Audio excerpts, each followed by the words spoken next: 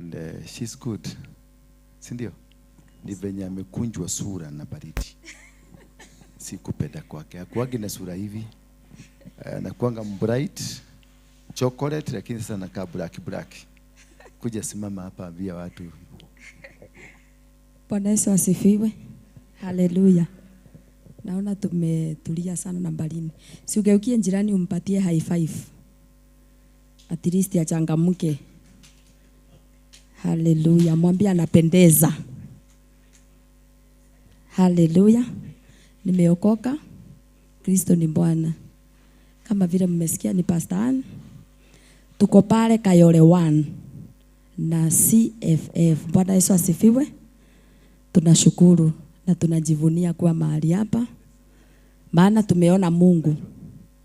Tumeumbili miaka kadhaa. Bwana Yesu asifiwe. Na kila mahali tulikuwa tunaenda hatujaona msaada. Haleluya.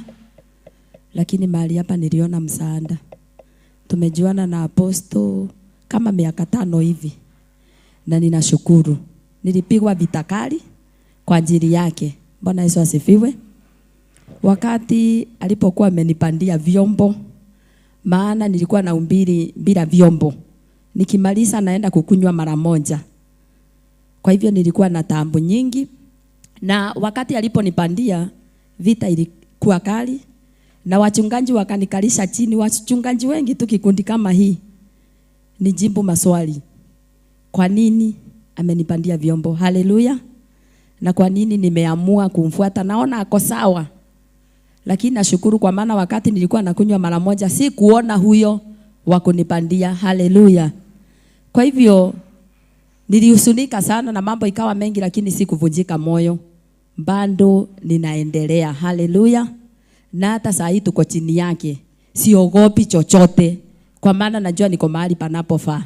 Kwa hivyo hata maswali ikija mingi nitajibu. Si kama kitambo nilikuwa nahofia. Saa hii nitajibu vizuri. Bwana Yesu asifiwe.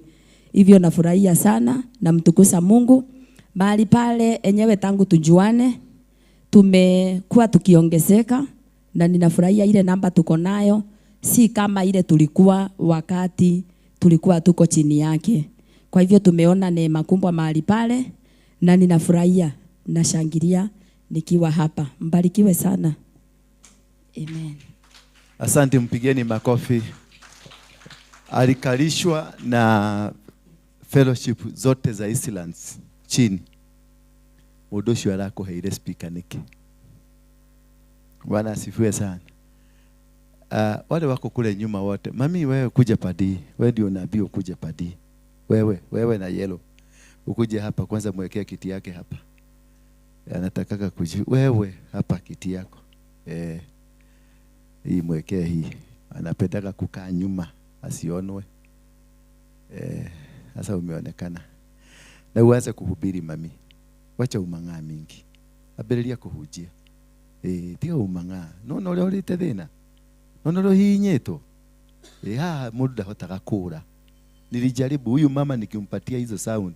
Nilikuwa natorokea kuhubiri. Zilikuwa za bili kupatiwa na ng'ang'a. Za kwanza nilipatia na bar pale Ngong kwa kilabu. Hata saizi ziko nile nikapatia zilikuwa za 1.2. Tukafanya quantify nikamwambia ni 1.2 lakini nipatie 1 million. Na hii million akanipatia 100,000. Hizo zingine nilikunywa kwa bar pole. Alikuwa anaandika kwa kitabu. Naendelea kukunywa, naenda nakula na kunywa pombe ya 10,000 ananiandikia 30,000. Mpaka sasa kuna deni yangu huko ya 300,000, sijui nani ataenda kuniitishia.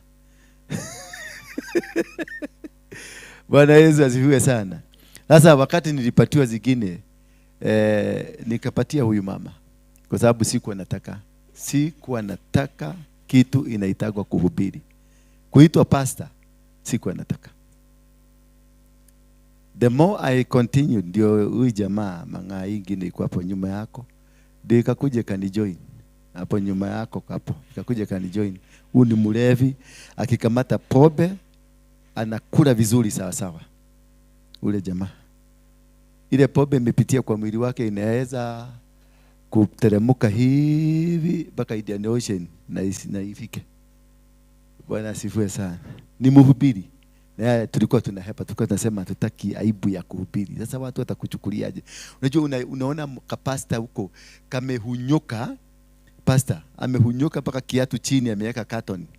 Alafu anakuja na simama mbele yako anakuja, "Bwana asifiwe. Bwana anakubariki. Hata ubarikia ukiokoka, maisha yako itabadilika." Sasa unashindwa, maisha gani itabadilika na kiatu yako akirusha hivi? Unaona ni carton iko chini. Sasa unashindwa, unaniambia maisha ibadilike nivae cotton kwa viatu. Sasa that is what I really hated. I didn't want that. Bwana asifiwe sana. Because I saw so many pastors. Pastor mpaka unasikia ni venye amejaribu kuhubiri, jasho imejaa kwa mwili mpaka unasikia ako na perfume ambayo is not healthy for human being, but is being carried by that human being. Alafu unaniambia nene nikahubiri. Bishop Harrison Ng'ang'a is a good he insisted. Alijua natoroka. Na aliniambia ndiramenya indo iria ingi cia action. Unajua anaogeaga hivyo. Ndiramenya machine waheanire kirafu.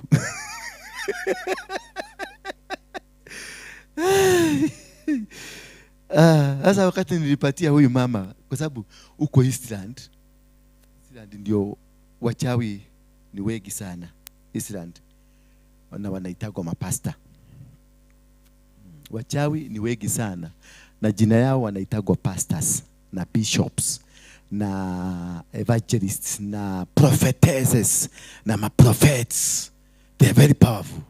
The real, ukitaka wachawi kama saizi utembee kwa Mungu akaambia nenda utanifutia wachawi, nenda uite mkutano ya mapasta, utengeneze breakfast huko Israel, utawaona wachawi wote wako hapo.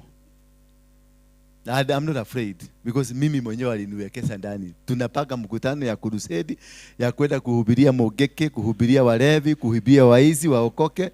The last day ya kwenda kiwajani, niliona polisi wamejaa kwa kiwaja. Pesa huyu askari alikuwa muoria. Akaniuliza, sasa hawa unasema mlikuwa na wao? Kwa sababu niliona nina joto mingi sana. Niko na barua, niko na kila kitu. Na joto mingi ya kutaka kujua ni kwa nini, how can you cancel my meeting?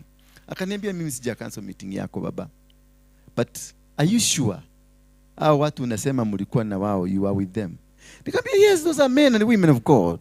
Kwanza niliongea kizungu kingine ile ya America. Those are men and women of God. Sio God. Akaniuliza, una chairman anaitwa fulani? Nikamwambia ndio. Una chairman anaitwa fulani, secretary anaitwa fulani? Yeah. Una treasurer anaitwa fulani? Yeah. Una member anaitwa fulani? Yeah. Tusoma, wewe jisomee tu.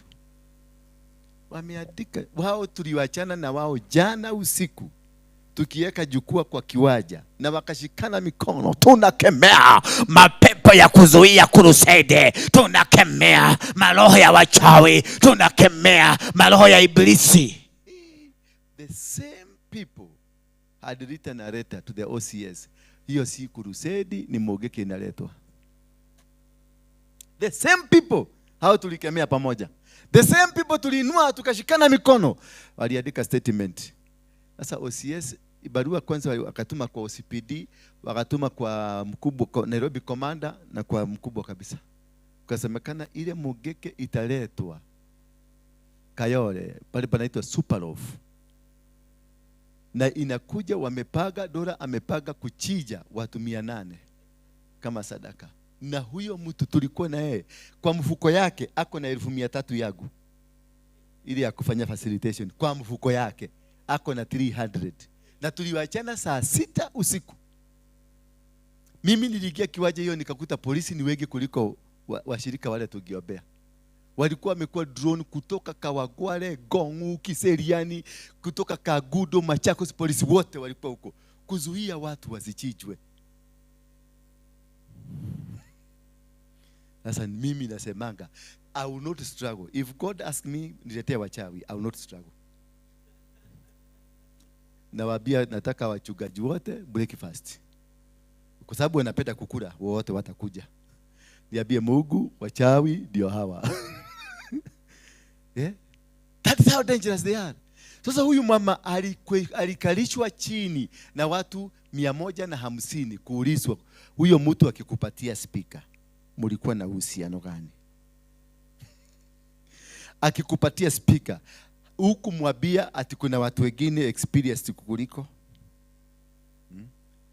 Kwa sababu amepatiwa cover na mtu. Huyo mtu mwenye cover akamwambia from today nime withdraw. Sasa you are sabotaging your boss. Kwa sababu hizo vitu zilikuwa ulete kwangu ndio nione kama nitakupatia. Alafu mama huyu sijui ama ni kutokujielewa ama ni si tugieta ni ulimukana ni wana. Sasa akapata marafiki watatu wako na gari. Wakapaki nje ya kanisa yake. Na mwenye barua mwenye amempatia barua hata baiskeli, hata yeye mwenyewe hakuwa na fare ya kumpeleka kanisani, ya kukalia boda. Hiyo ndio nilishia. Yaani ndio limuwekete kana ni wana kurugamia gari hakuja. Ukimenya gawe na mundu ina maguta meiguru gukira. Auchia. Hiyo that's what did hiyo nilikuwa nafanya nichukie mahubiri. Because I didn't know her. Alitembeza kama venye wewe unamwambia mwenzako ginya hado. Umeona? Na wakakuja kwangu nyumbani. Nikasikia sauti inaniambia, sauti kamili ikaniambia, patia huyu mama vyombo. Nilimuuliza uko na kanisa? Sikuwa najua kama akaniambia uko na kanisa. Nikamuuliza uko na vyombo? Mimi sina vyombo. Nikamwambia simama. Nyumba yangu ni kubwa na sikulinga. Sasa iko mahali gari 3 zinalalaga kwa nyumba. Sasa kona moja ya gari mzima ni vyombo zilikuwa zimepangwa. Nikambia mama, jichagulie ile kitu nataka hapa. Mimi simjui na sikuwa nimuona. Sasa kumbe ni mlango nilimfungulia ya vita. Tutajenga kanisa ya Mungu huko. Bwana Yesu asifiwe sana. Wilfred Toai. So na hiyo ndio inanifungulia mafundisho ya leo. Hii siku inakuwaga ni mafundisho. Na mafundisho sio lazima nikuwekelea mkono, kwa sababu nikikufundisha that is what we call total deliverance. Then go there and give me high. Total what? Deliverance is not kuwekelewa mkono. Bwana Yesu asifiwe sana. Deliverance is not what? Si kuwekelewa mkono ati hapana. Deliverance is being taught to understand this is how you can do and this is how you can transform yourself. Sio lazima nikuwekelee mikono. Kwa hivyo don't come. Wacha kuchinda ukipanga laini hapa. Nikinena maneno hapa inaenda. Kuna watu wako Amerika na waombea. Kuna mama juzi nilimwambia weka maji kwa gilasi na weka kachubi kidogo. Na msiende kufanya hivyo. Hiyo ni formula ile nilipatiwa saa hiyo. Msiende kufanya hivyo. Ni ile formula nilipatiwa that minute. Because ako California na ako na cancer, colon cancer. Na alikuwa sasa anasema nikukufa na kufa. Nikamwambia weka maji kwa gilasi. Akaweka maji kwa gilasi, nikamwambia ishike na mkono wa kulia na mkono hiyo nyingine wekelea kwa tubo. Akawekelea, nikamwombea, akadondoka chini. Sasa akienda kukunywa hivi, alikunywa akadondoka chini. Watoto wake walikuwa hapo na watoto alikuwa ameambia watoto mimi nataka Apostle Waruinge aniombee. Wakamwambia wachana na mambo ya mapasta ni maconmen. Akaniambia wacha tu anikon. Lakini mimi najua, I know nitapona. Mama kukunywa maji gilasi kivika nusu, akadondoka chini tu. Wakasema na akazirai, na mama akazirai completely. Wakaita ambulance. Wakanapoita ambulance, nikatextiwa nikaambiwa now our mother is dead. Come and hit her. Sasa hiyo hata mimi nasikia kanaenda mpaka hospitali. Hospitali akapelekwa HDU, sijui ni HU or whatever. Akaigizwa huko chini, huko ndani kupimwa, kuangaliwa temperature na nini. Wakaekwa zile tu vitu, hata nilitumiwa picha. Walikuwa wananipostia what I have done to their mother, and you are going to pay. Utalipa. You're going to see. We are not afraid of Mungiki. You know you are a murderer, you are a killer. You are not going to kill our mother. Nikatukanwa, lakini nilikuwa nasikiliza tu, sikuleka. Nikatukanwa because nili understand. Wao waliniambia amekufa, lakini wakarudi wakaniambia ako kwa ambulance. Nikajua hajakufa. Kidogo wakaniambia ako HU, HDU. Nikajua hajakufa. Nikaendelea tu, lakini wananiambia my mother is dead. You are going to eat her. Wewe saitani wewe. Bora kiyoyo komeno. Uko unakira mami itoneke. Mimi bado nasikiliza. Nasikia madaktari wasema wanaendelea kuongea master kwa sababu nilikuwa ndani ya ambulance. Nikajua mama hajakufa. Alipopelekwa kwa mashini, wakasema waende wamtesti tena, wajue ni nini the problem. Wakaambia swali, alikuwa na record hiyo ya cancer. Walikuwa shapimwa na wakasemekana ako na cancer. Sasa kwanza kabisa wakamrusha wajue ama ni excavation ya cancer venye iko. Kwenda kupima, kioo inatoa negative. Kitu ya kwanza walimuuliza, what did you do? Wakamwambia, it's another idiot of a pastor that is killing our mother. Akamwambia, no, we are asking, what did you do? Wakamwambia, it's another idiot from Kenya. We take the police, we have to send FBI to go and arrest him. Wakamuuliza, no, we are asking, what did you do with your mother? This idiot want to kill my mother. Madaktari wanawataka kuuliza, tukipima huyu mama last week, alikuwa na kansa. Imeenda wapi? Ana kansa. Lakini hawa wanashika, ni nini mumefanya mama kwa sababu ni kukufa na kufa sasa. Bwana Yesu asifiwe sana. Sasa wakati walikosa kuelewana, walifukuzwa. Wakapelekwa sasa hospitali nyingine main. Wakafukuzwa kabisa. Akapelekwa hospitali nyingine main na ambulance. Sasa simu ndio ilikuja. Mami itoni yake kuwa ni ogwo na ni ogwetekia. Ni ogwetekia ndio tutitigerete mugike. Bwana asifiwe. Sasa mama kupelekwa huko akapimwa, wakapima tena, akakuwa hana chochote, chembe hata moja ya kansa. Then akapatiwa mapanado na mapiga, akapumzika tukusikubiri, akarudi nyumbani. Ndio wakakuja wakaniandikia message wakaniambia, we are very sorry. We are very sorry and we are coming. Wanakuja mwezi ujao. The whole family, they are coming here. So these things, if you don't understand how these things work, utashida hapo kwa laini tunataka kuona apostle ati nikuwekelea mkono. Ndio unaona nikugia huko na kuharakisha because wewe unataka utosheke. Wewe ni kama wale wa mama. Mama yangu unajua ni wale wa mama wa zamani. Asipopatiwa suta na capsules, hakuna hajatibiwa. Walikuwa nauliza daktari, "Kotire na dola suta?" Nakumbuka wale wa suta na capsules ama kudugwa shindano. So madaktari walikuwa nafanya deliberate, anakupatia suta moja na capsules moja, anakuambia the rest is going to be done at home.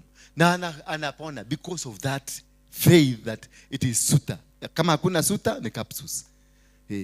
Kama kaba mwingine alikuwa anasema nenga capsules. Kwa sababu hakuna kitu kingine anajua. Anajua ni capsules that can only do the job. So sometimes things happen because of the kind of faith we have, kind of desires that we have in our life. So mama alipona, hana kansa.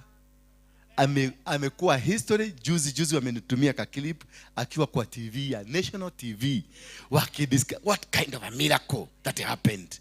That people can, that is so, alikuwa anasema, so this thing is real.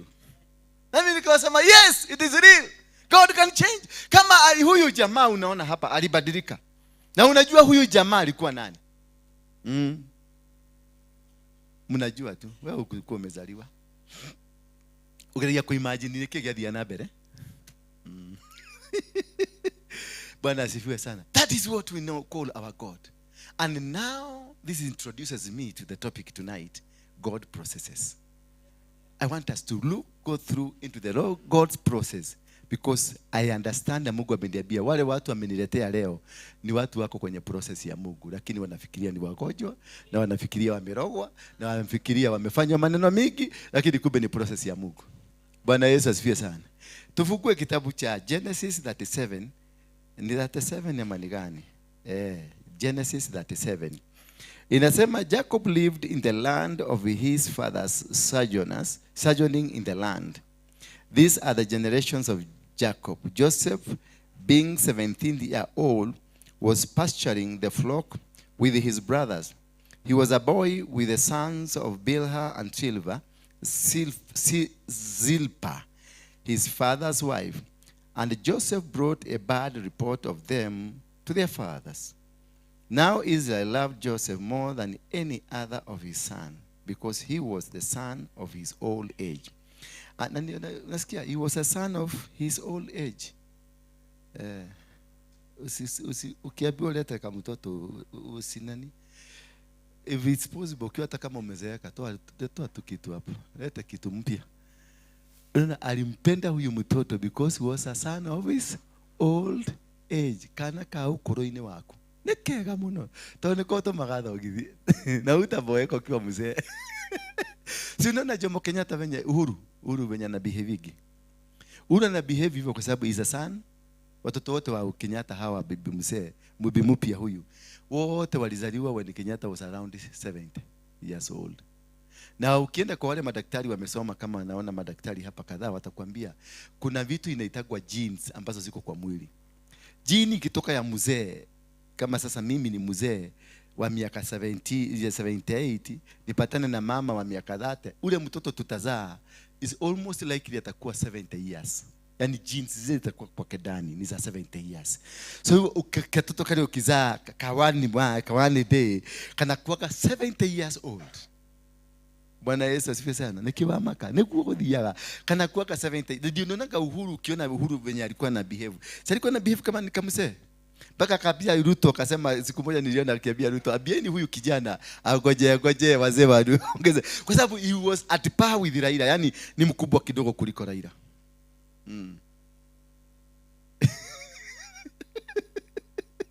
Yamecheka. Ni for example napatiana, sio kitu niko na ukweli nayo, labda tuambiwe na madaktari watuambie kama I'm speaking the truth. But I think nilifanya biology na nilipita vizuri. Biology nilikuwa na A. Dali mudo muge muno, nilikuwa mtu mwerefu. Lakini nilikuwa navuta banki mingi. Sasa nilikuwa nikiangalia A naona imekaa juu, imekaa hivi na iita V. Na angalia M naona imepeduka inakuwa W. Sasa nasoma, badala nasoma mam, nasoma mum. Nasema kwa sababu imetoka Bwana asifiwe. So this man loved this guy. Now Israel loved Joseph more than any other of his sons because he was the son of his old age. And he made him a robe of many colors. But when his brothers saw that their father loved him more than all his brothers, they hated him and they could not speak peacefully to him. Now Joseph had a dream. And when he told it to his brothers, they hated him even more. And he said to them, hear this dream, and I have a dream. Behold, we were binding sheaves in the field, and behold, my sheaf arose and stood upright. And behold, your sheaves gathered around it and bowed down to my sheaf. His brothers said to him, are you indeed to reign over us? Are you indeed to rule over us? So they hated him even more for his dreams and for his words. Hallelujah. Even more for his dreams and for his words. So what is this that I'm trying to tell you? Is that there is a process that God uses to process you. There is a process that he uses to make you become what you are supposed to become. Maybe you are a businessman. For you to become a businessman, you are taken through a process of ups and downs, a process of successes and failures, a process of making and a process of destruction, a process of friends that will come and stand with you, and also a process of enemies that will come and stand with you. Do you know that enemies stand with you? Yes. When they come into your life, they must stand with you first, so that they have a position to destroy you. So Joseph was born like any other child, and Joseph was brought up like any other child. There's no complaint about that. He was an ordinary child like anybody. The only problem with Joseph is a dream. The dream that he had. That was the only problem. And this problem, the dream, was so powerful that these people interpreted it. They were able to interpret the dream just immediately when he said it. But they had a clue. Huyu mtu si wa kawaida. Because hata kuzaliwa kwake amezaliwa na amependwa. Hata kuendelea kwake anaendelea, mzee anampenda mpaka akamtengenezea koti mzuri ya many colors. Bwana Yesu asifiwe sana. Huyo ndio naona kama ndio mkolino wa kwanza. Joseph ndiye alikuwa mkolino wa kwanza, kwa sababu alitengenezewa kabuti mzuri ya many colors. Ile ya kireba kia red, kireba. Unaona wale wakolino, naona kama ushaikuwa mkolino. Na kama ungekuwa mkolino, wewe watu wangekuwa nalia sana. Kwa sababu upate ile unabii, ule mnabii wa kuvuruka kwenda kibia na anza kuruka hivi akifuata mtu. Nilikamatagwa na mmoja. Akakuja kashika ra.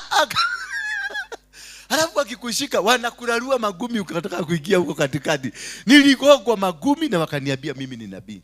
Hapa pale Dadora. Na siku moja nilipanga kupiga hawa watu na niliwapiga. Alikuja nikamsema kalikuja kumbe ni mimi ananyemelea. Nilisikia hapa kwa na kingine mguu kwa, nilibeba mpaka katikati huko. Wakanichapa wakiniambia mimi ni mnabii. Sasa si wangeniambia tu pole pole. Sasa hivi imagine mama kama huyu, na mimi namjua, unajua rafiki wangu wa zamani sana. Tulikuwaga hoka na yeye hapa. Sasa na huyu alikuwa anashika msikari ya Kajo. Huyu alikuwa wanapaga waskari 8 wakuja wamshike wa Kajo. Kwa sababu watachapwa gumi na mateke na watainuliwa, kamoja kanainuliwa hivi na kingine wanakukanishwa hivi wanakushwa chini. Na mama anaendelea na kazi. Sasa fanya huyu mama nabii mkolino wakushika watu. Si inakuwa vita. Inakuwa mambo kali sana. Na hivyo ndivyo kunaendeleaga katika ulimwengu wa kiroho. Joseph alijulikana na akajulikana ya kwamba huyu si mtu wa kawaida. Mtu wa Mungu, mtu mwenye ako na kakitu ndani yake, anajulikana at birth. Mimi wakati nilizaliwa tu, nilianza na shida. Kuzaliwa tu, vinye mimi nilitoka kama nimesimama hivi. Ndio miliano ukie. Sikutoka na kichwa kama wewe.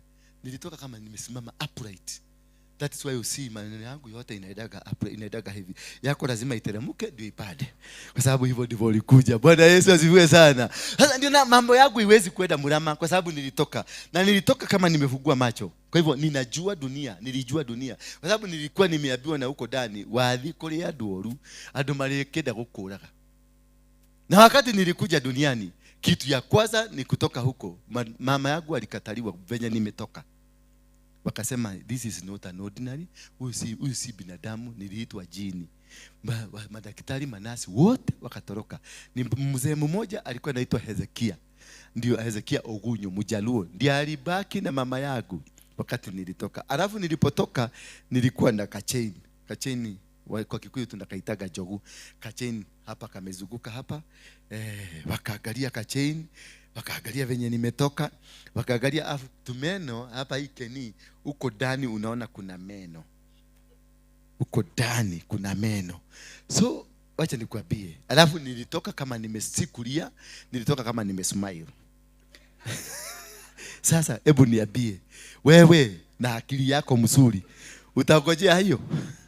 Utaongojea na ni mtoto na kuangalia na jicho ingine, sina macho yangu ni kubwa kubwa.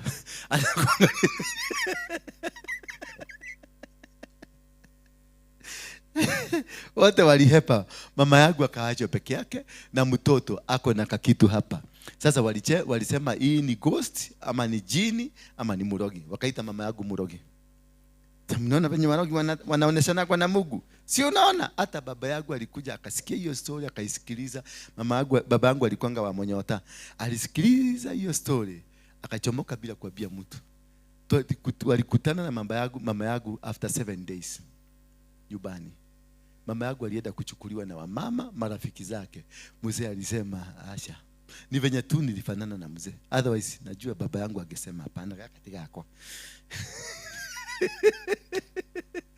Sasa Agunyo alikaa na mimi na akaambia mama yangu huyu mtoto si mtoto wa kawaida. Na akanipatia jina. Kulingana alisema Mungu ameniambia nipatie huyu kijana yako jina Hezekia.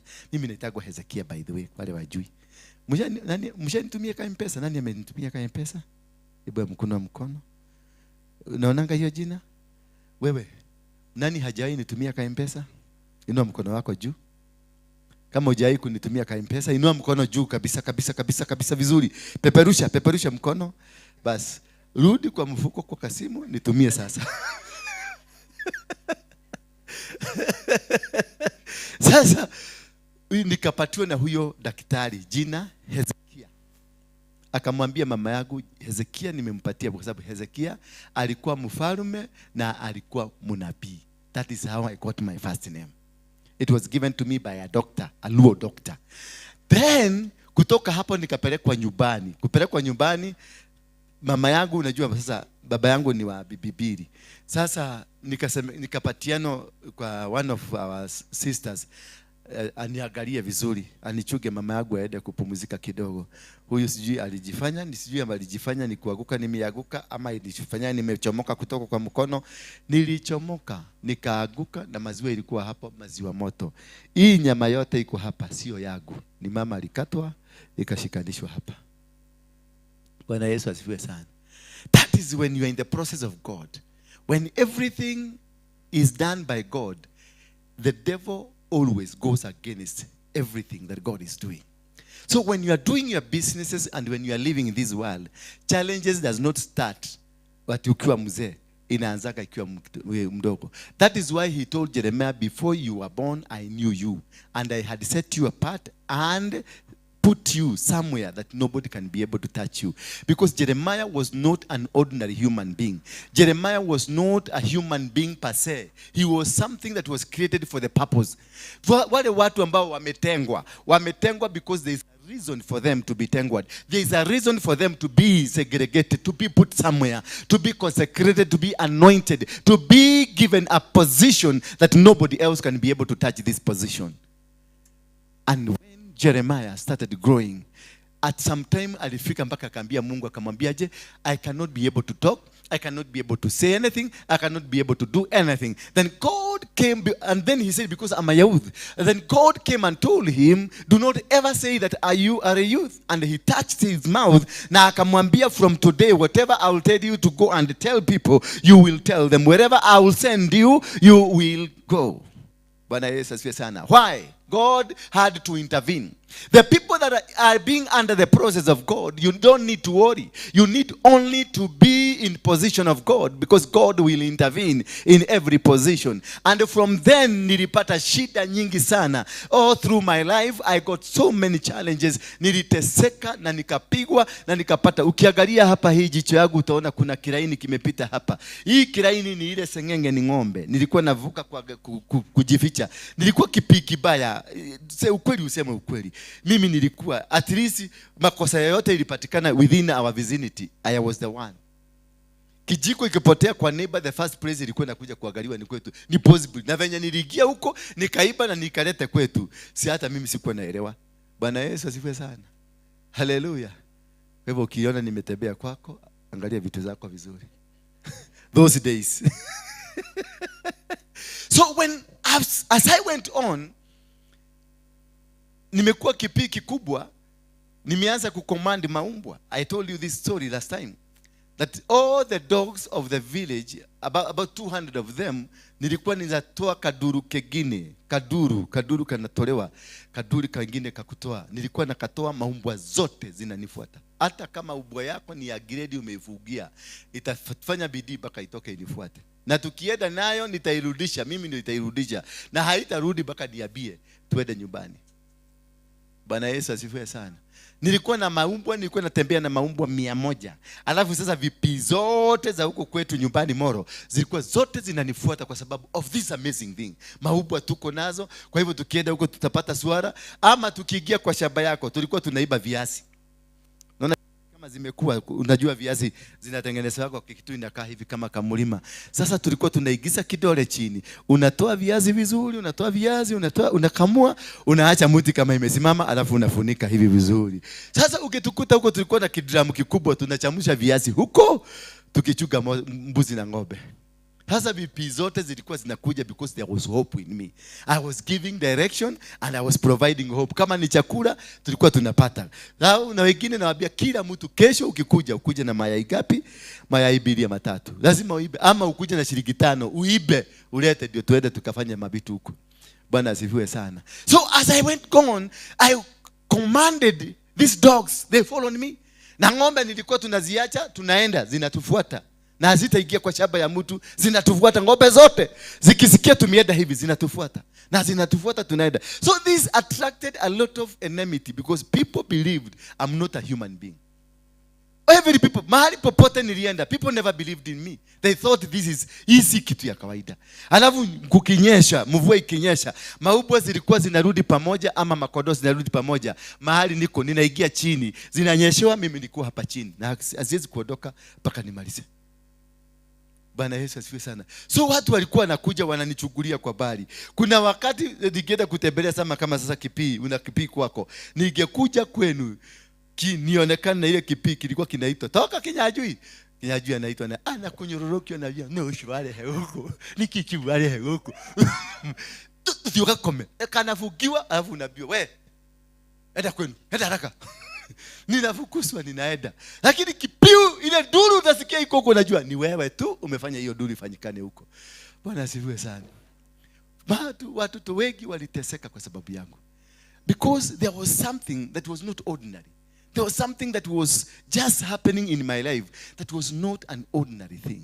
Wakati niliendelea kukua mkubwa na niliwaambia historia venye tulifanya mpaka vita vya Moro mpaka tukashida.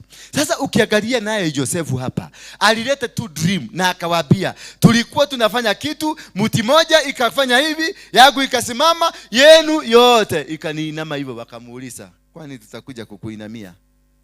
Sasa unataka kutuambia alafu huyu ni mtoto amezaliwa late, kwa hivyo there is a gap.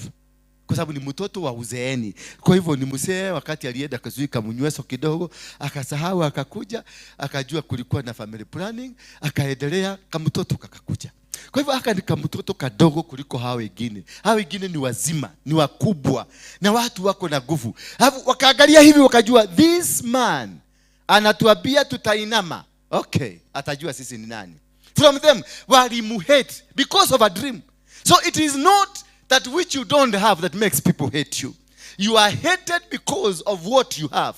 The kind of a dream that you have causes trouble in your life. The kind of a dream you have causes people to persecute you, to fight you, people to want to destroy you, people to want to stumble on you, people to want to bring you down. It is not because kama hakuna mtu ambaye anaweza kuguza kitu ambacho hakiko. So Joseph was hated because of just a dream. And they could see this man is not an ordinary person. They could see this man is special in a way. And these are the challenges that we face. These are kind of lives that we face. Unakuta, all your life, you've been facing challenges. All your life, you've been persecuted. All your life, you've been hated. You didn't go to school when others were going to school. You didn't get money when others were being taken to hospital. You were not taken care of when everybody was being taken care of. Nobody stood with you when everybody was stood up with. Nothing happened to you, not because there is a reason for you not to be helped, but because there is something in you that these other people are seeing and they think it's not supposed to grow. So the process of God is a process that is misunderstood. It is not an understood process. The process of God leads you to everybody not to understand who you are, what you are, where you are headed to. Every person look at you na naona, ai huyu mtu. Hapana. Unakaa mchawi. Ushaenda mahali unaona kila mtu amekuhepa. Ukiulizwa nini unasikiaga masegenyo. Mpaka mtu mmoja anakuhurumia atakuwa anakuambia ukatugwele. Unajua hawa watu wote wanasema wewe ndio umeroga yule mama alikufa. Na unasikia umeonewa. Na huyu anakuambia ni yeye ndiye alianza hiyo story, lakini sasa kwa sababu anataka kuondoka kwa hiyo story anakuja na kuambia unajua ni kwa nini umeona wenye watu wameenda kwa sababu wanasema wewe unakuaga mchawi. Sasa unatoka hapo kama umeinama, sasa unajua kila mtu anafikiriaga alafu wewe ni nini? Ni kwa sababu unakujaga unaambia watu niliota na hiyo kitu inafanyika. Niliota mashini imeanguka imevuja vidole ya mtu na mtu avujike vidole. Itakuwaje? Wewe ni mchawi. That is kind of a process that God will take you through. When he want to use you for healing, he will take you the process of healing. You will go to Kenyatta.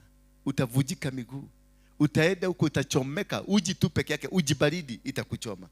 Na ukifika Kenyatta unaambia 50% burns. So you must say, unakaa miezi 10. Wewe unakuta hapo unakaa miezi 10, unaombea watu wanapona wanaenda, lakini wewe unakaaga tu hapo. Baka unakuwa prefect. Baka unaanza kupatiana dawa because you know prescription. Ukiona mtu anakuja, unajua huyu anahitaji hivi. Na ukitoa prescription zako, zinakuwa ni kweli. Unakaa, unaombea kila mtu, unaona watu wamekuja wiki hii, wote wametoka, wameenda. Wao tunabaki. Wengine wanaletwa na Mungu, tena na waombea wanaenda. Baka unatengeneza fellowship ya Kenyatta, ward number 7. Unajulikana ate Kenyatta yalioko yalioko no arahoera andu no we ndahonaga. Because God is putting something in you. Because when you come out, you will come to heal. You'll come to speak healing to lives. Bwana asifiwe sana. If it is you becoming a blessing to many people, becoming a blessing that many people that don't have food, don't have poor people, you will go through the process of poverty. Kama Mungu amekuchagua wewe, ati wewe ndio utakuwa basket, wewe ndio utakuwa store ya chakula ya kupatia watu wa Mungu, utapitia kwa hiyo shida ya kukosa chakula kwako. Na unasikia kwa neighbor ni kanyama na chapati zinanuka, unasikia ni tubusi, tunachijia kwa kila mwezi tubusi kwa neighbor. Lakini nyinyi hata chakula hamuna. Hata kauka baka unaenda uko nje kutembea. Hata unatembea kwa mtu fulani saa 7 na baki kuona unasikia geti imefungwa na mlango imefungwa na kunasemekana ni kumato kwenda kuma. Lakini unasikia kuna harufu ya ugali baka kwa sababu ameshindwa kuitoa haraka, unasikia ikichomeka kwa jiko. Sasa wanakuambia ni kumato kwenda kumona wakoro higo turenda kumane gudito gudhiya. Unakamatwa na kajaa baka anabidi kwa sababu wedi anakuambia wewe ndugethie wewe ndio kuona na wewe body ndio aende akatoe isichomeke. Bwana Yesu asifiwe. Jaa inakukamata, watoto wako unasikia wanakula kwa mapipa. Baka unasikia wapoputo yako walikuta kiupwa kimekufa, wakachija wakachoma ndio wakakula. Because God is taking you through that process. Wakati atakuletea watu wako na jaa, utajua jaa ni nini. Bwana Yesu asifiwe sana. Wakati atakuletea akupeleke mahali akutokelezee family haina, akikuja kukuambia hetuma na mere, unasikia tu unaitoa bila ugumu, because you understand what went through you. You understand the process that God processed you through. So Joseph had this problem. Immediately walipotaka wakaanza kupanga kumuua, because they thought this man is a threat. Every time that God has anointed you, every time that God has given you something that you need to have, that you need to become, God will put an answer in you and a question mark in you. An answer is you have solution to problems. You have solution to many things that are happening. But there is a question mark for other people to question you. Because whatever you are doing, it is not coincidental. It's not going in tandem with others' feelings. You are not ordinary person. You are an extraordinary person. What you are thinking is extraordinary. Your walking is extraordinary. Your life is extraordinary. There is nothing that is looked like it is the likeness of others. Mateso inakupata tu bure. Ukipata, yani ukitokea jambo lolote, unakuta the first person to face this jambo ni wewe. Because you are in the process of God. Because when you are in the process of God, you are anointed. When you are in the process of God, you are carrying some special anointing. And this special anointing you are carrying is prone to attack from enemies of the anointing. Because that is why Jeremiah had to be secured. Jeremiah had to be protected. Jeremiah had to be consecrated. Jeremiah had to be anointed so that the enemy cannot be able to see him. That is why you are facing the challenge. That is why you are poor today. Because if God exposes you who you are at your age and your season is not yet come, they will come and kill you. And when God discovered that these people have discovered, when discovered Joseph has betrayed himself, because when Joseph revealed the dream to them, it was a betrayal to himself. And they started thinking, this man is going to become big than us. This man is going to control us. This man is going to fight us. This man is special in a way. So what they did, they decided that this man has to die. When people discovers you, when people discovered who you are, when they discovered what you are, that your season has come, they started fighting. When they discovered that Waruinge is somebody unique, it is after I was able to stop the violence, the moral tribal clashes, violence. At the age of 16, I stopped men, trained men. And I did something that was meticulous. And from then, I was taken to go and see the president by the ex-freedom fighters. Then when we went there, the president handpicked me from the crowd and said, "Yule kijana ataongoza watu." I don't know whether you have seen the photo of Ruto when he was presiding over a choir. Have you seen that? Imekuwa kwa social media sana. Akiibisha. Eh? Kwekwe, kwekwe, kwekwe, kwekwe. Umeona hiyo? That is Ruto. Kakiwa kakijana kametosha na hivi. Na kaliimbia Moi. Bwana Yesu asifiwe sana. But if you look the life huyo kijana amepitia mpaka afike hapo, it is a life that has been with me ba mingi sana, because the enemy wants to destroy you. Joseph, they sold him. They wanted to kill him at some point. And when they had the plan and they had the plan of killing him, it was perfect to them. But as they were about to execute the plan, God had a different plan. When they will want to finish you, when they will want to bring you down, when they will want to make sure that you are dead, God is planning another, because you are in the process of God. God will plan another escape route for you. God will make something to work for you. God will make something to stand up for you. As they were planning to sell Joseph, as they were planning to make sure now they wapatiane Joseph, aende akachinjwe ama aende akakufe. Alafu he had already organized people with money to come and buy him.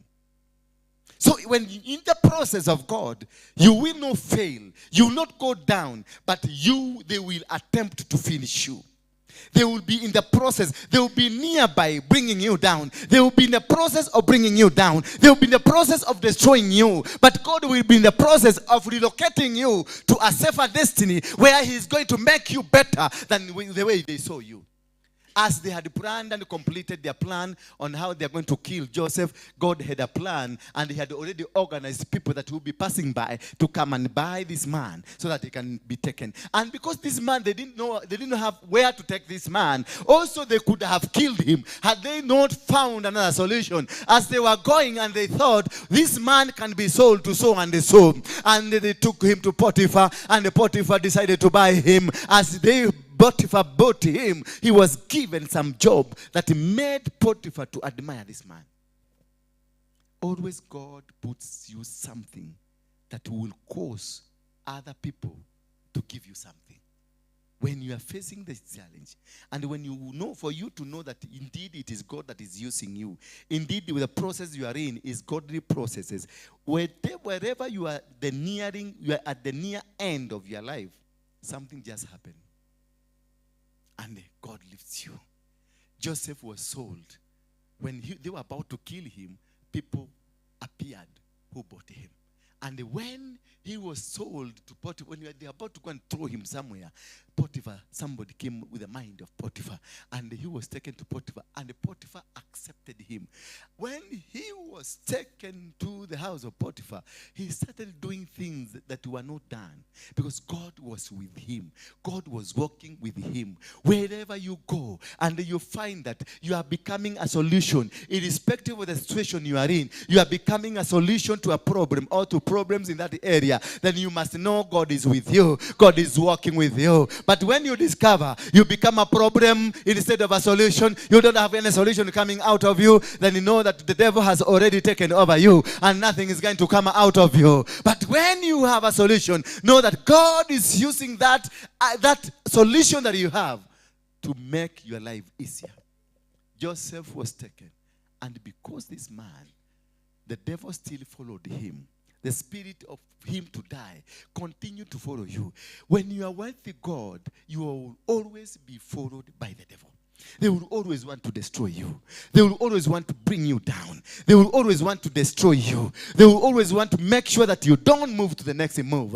So do not worry about them, what they think about you. Do not worry about them, where they think you are supposed to go. Do not worry about them who are planning against you. Just be worried whether God is with you. If God is with you, if God was working with you, He will always create a position. He will also create a solution. He will always create a problem in them that you will come and solve this issue. It is you only who will be able to come with a solution of the problem they are facing. He will cause them to have a problem. He will cause you in your family, all your family members, to have a problem that you only can be able to solve. You will come to this church and you find this church has a serious problem. And when you come here, you solve the problem. Because God wants you to be here. God wants you to get your bread here. God wants you to get your shelter here. God wants you to get a position here so that you can be prepared for the next position. God will prepare you for the next position by allowing you to go through a process that you become a solution to. Joseph, as he was in the Potiphar's house, this man was tall and handsome. Hallelujah. This man was an Egyptian, an Israel, who was tall and handsome. The wife looked at this man because this guy was bright. This guy was bright, was wonderful. This guy was just amazing guy. The woman, as usual, women, when they see something that is bright, something that is energetic, something that is good, oh, women, oh my God, you love these kind of guys. You love them that are special. You love them that are commandos. You love them that are fighters. You love them. Oh, this woman started loving this guy. Until sometime he told this guy, you know what? I have another problem that is inside the body that I need you to come and solve. Because alikuwa na solve mahesabu haraka. Haraka, yani hesabu ilikuwa inasumbua watu, ilikuwa imesumbua watu for quite a long time. Kubalance sheet, kubalance hii na hii. Kumbe kajamaa kalikuwa kamefanya accounting kule biguni. Kakafanya accounting, kanafanya haraka na inamalizika na mipango ikaanza kuingia because this man was with God. Hallelujah. This man was walking with God. So God allowed him, the presence of him in any situation made every situation, every problem, every solution to come. And the solutions came until this woman, Bibi Potiphar, akaona, this man, I think, he carries my solution.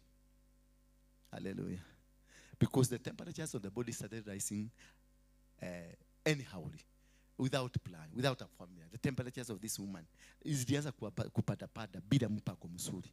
Sasa akaona venye huyu jamaa anafanya hesabu na inafanyika, hata hesabu ya mwili yangu huyu jamaa anaweza kufanya. So akaanza kumchorea na akamchorea na ikaigia na akampeleka mahali mzuri, mahali ya kufanyia hesabu mzuri. Hallelujah. Bwana Yesu asifiwe.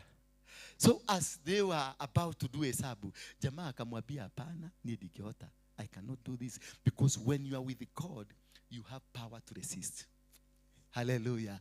When you are a project of God, you have the power to resist. You have the power to say no. You have the power to say, this cannot happen to me. You have the power to control yourself. You have the power only to do which God has allowed you to do. You have the power to go only where God has allowed you to be. You have the power to be in the position where only God wants you to be. You cannot be anywhere, anyhow. You will only be where God wants you to be. Because the angel of the Lord is always on your head. The angel of the Lord is always walking with you.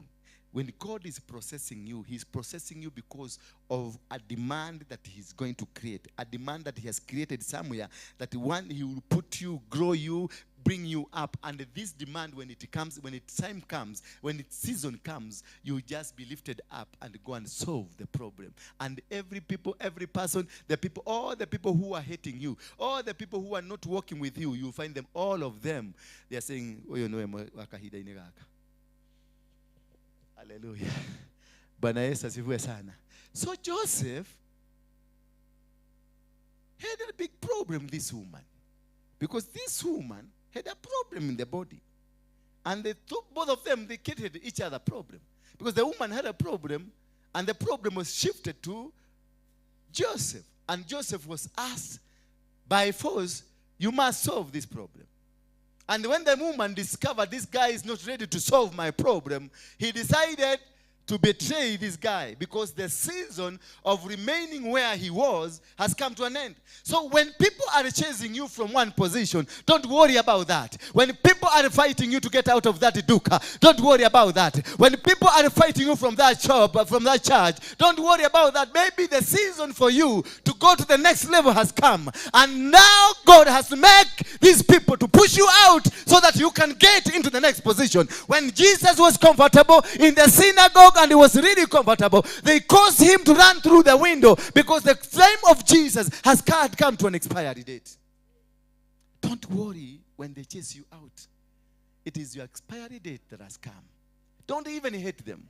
Show them a lot of love. Because they have pushed you. Sometimes we go and we become comfortable. When Abraham was so comfortable and he had been prepared to go and destroy the altars of his father, then God decided to go to Abraham and told Abraham, now wake up and go. Because time is up for you to get where I want you to be. Praise be the name of God. The guy called Joseph went and became comfortable in Potiphar's house because he was doing the mathematics rightly. He was doing the accounting rightly. He was doing everything that is supposed to be done. And it was right with him. But God saw this man is destined to become a prime minister. So if I allow him to go sitting here, he will not become a prime minister. So God caused this woman to come with some energies, with some jotos of the mwili, and the woman will demand this guy to do some acrobatics. But this guy said no. And the no in this guy was not from him, it was from God. When Moses was sent to Pharaoh, he was told, go to see Pharaoh and tell Pharaoh to set free the people of God. And when he went there, he found the Pharaoh with the people of God. And he told Pharaoh, just release the people of God. Little did he know God had got there early in the morning and told Pharaoh, there's somebody is coming, don't listen to him. That is the work of God. God will send you to me. But when you come to me, you will also tell me, wachana yu manama ni mchawi. That is the nature of God. He sent Moses, go to Pharaoh. Tell Pharaoh, set my people free. And he went there. Akafika huko. Na akaambia Farao, akamwambia achilia watu wa Mungu. Akamwambia waachilia watu wa Mungu, maana watu wa Mungu wanafaa kwenda Kanani. Miaka yao ya kurudi Kanani imefika. Kumbe naye Mungu alikuwa ameenda huko asubuhi. Farao akikunywa kachai, wakakaa chini wakamwambia weke modogelo kageke hapa. Ukifukuse. As he sent Moses to go to Pharaoh, he hardened the heart of Pharaoh. Why? Because as God walks in a testimony, God will believe in testimony. These people, had they just walked, they could not have a testimony to say, indeed, this is the hand of God. Hallelujah. Indeed, this is the hand of God. So some of the things that are happening in your life, they are not happening in your life because God hates you. They are not happening in your life because God does not want you. Zina happen because Mungu anatengeneza testimony. When I was in Mungiki, everybody feared me. I'm telling you. I know you are not in this country. You just came yesterday. I know those people. People feared and hated me. Sometimes I will walk hapa town, naona barabara inatengenezeka.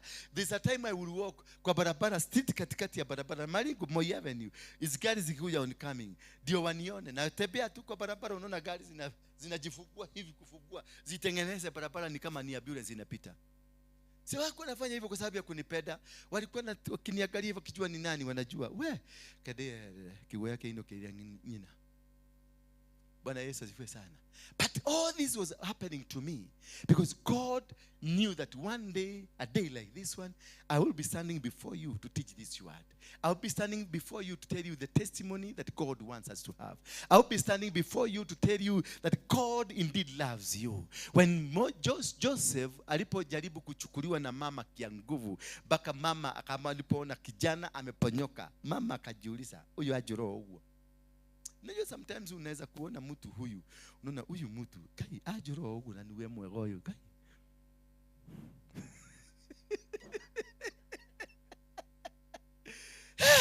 Baka una plan imejatauliwa na huko nje. Yaani hata wengine wasimuone. Na hivyo ndivyo mama alifikiria kuua huyu kijana. Because it's not what she did ambayo ingefanya amuue. Lakini kwa sababu aliona diwete kiradi na modoge. Kama aniponyoke na aponyoke kila mtu. Akapanga because alifanya vituko zote ndio mzee akikuja kwa sababu mzee alikuwa police commissioner. Alipanga vituko zote na mzee alikuwa na flying squad kama hii unaona inahangaisha watu. Alikuwa na flying squad. Kwa hivyo mzee akikuja aseme wewe unacheza na mke wangu. Wewe. Ninaamini kwa nyuneko. Polisi anapigia polisi nisisikie hata maiti yake isionekane. But as he was about to think about that idea, God intervened. When you are walking the process of God, God will intervene to you in the right position, in the right time when you need him. Bwana Yesu asifiwe sana. Joseph, God intervened immediately and he spoke to Potiphar na akamwambia badala ya kuua weka jela. Hallelujah. When you are walking in the process of God, there is always a solution of escape.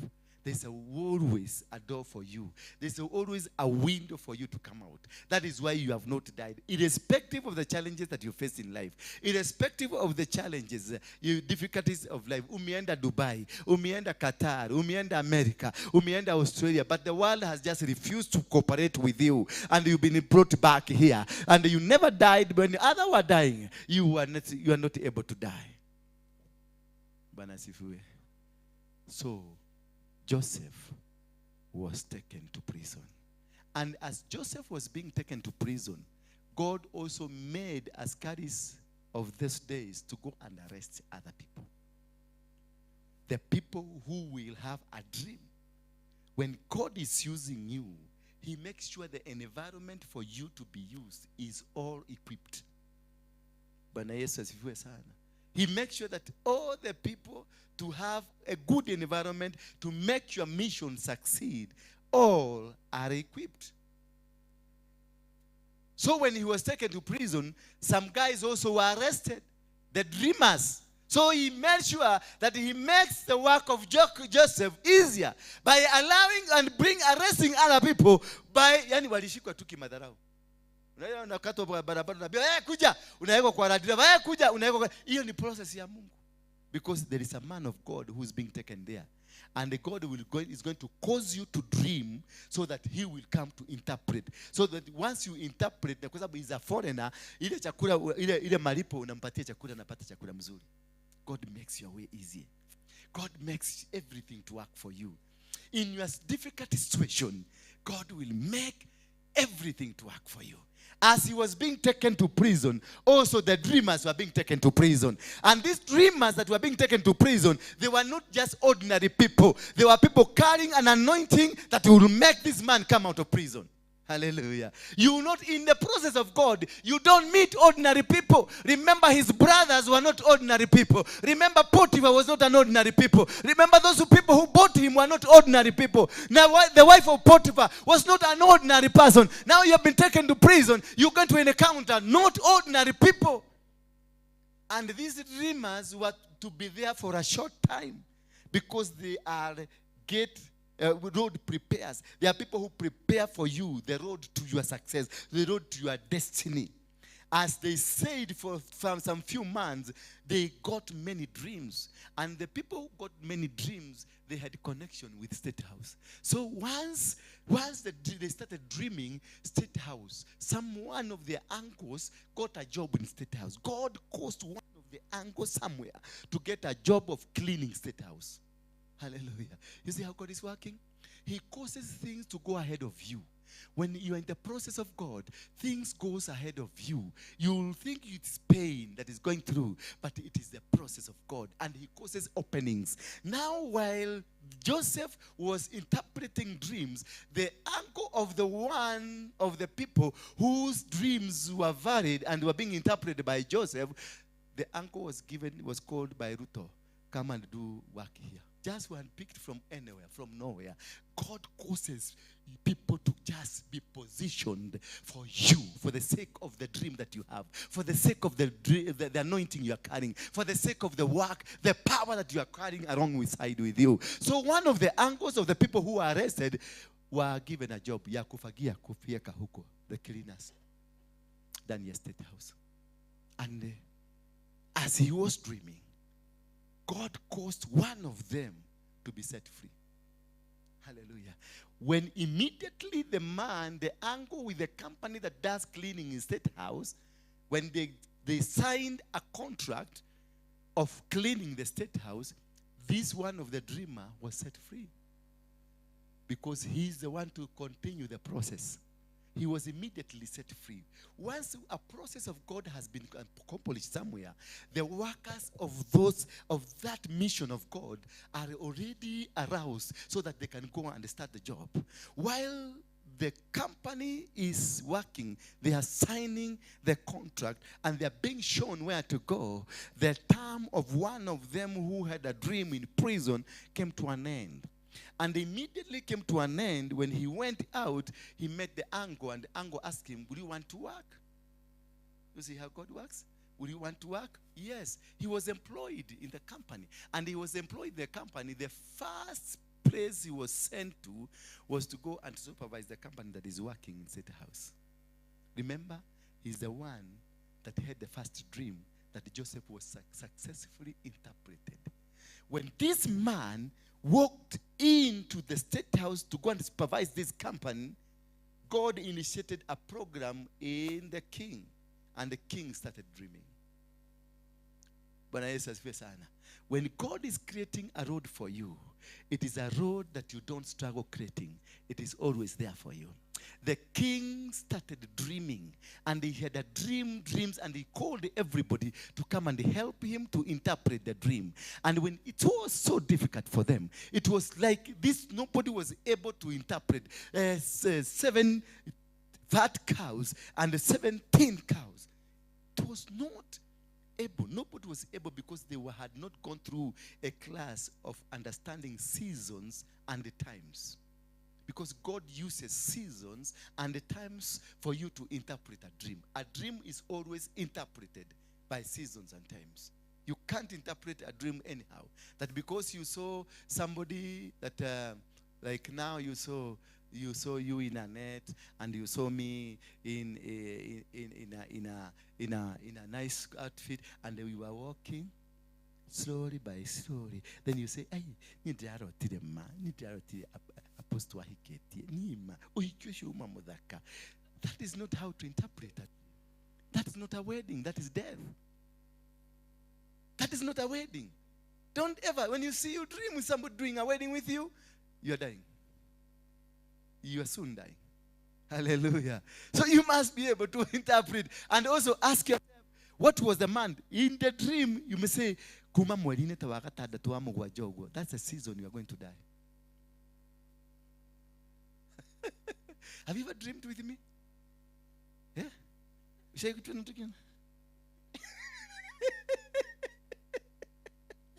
if you ever had a dream with the apostle, then you're heading home. It is not apostle, you are heading home. So when this guy was employed, the king had dreams. And these dreams nobody was able to interpret. It was 17 cows and 7 fat cows. And what else? So when this man, they were asking everybody, the king sent to the prophets, the king sent to the witches, the king sent to the sorcerers, and all people were invited to come and interpret the dream, and nobody was able to interpret the dream because everything was locked out of every other person until Joseph comes out. And this only happened when this man started working in the State House as a gardener. Then he overheard the discussion in the State House, entire State House, that the king, Mudhamaki, that akomatoroneke, akona dream, imemusubua kabisa. Then he could ask, what kind of a dream is that? Then they will tell him, this is a dream. He immediately remembered there was one person had come out of prison, and Joseph had sent him, ukieda huko nikubuke. He never came back. But the second one, who was in the mission, who was in the line of Joseph, came and went to State House. And they went to, when God created him a way to State House, just merely because of the dream that the king alikuwa apate.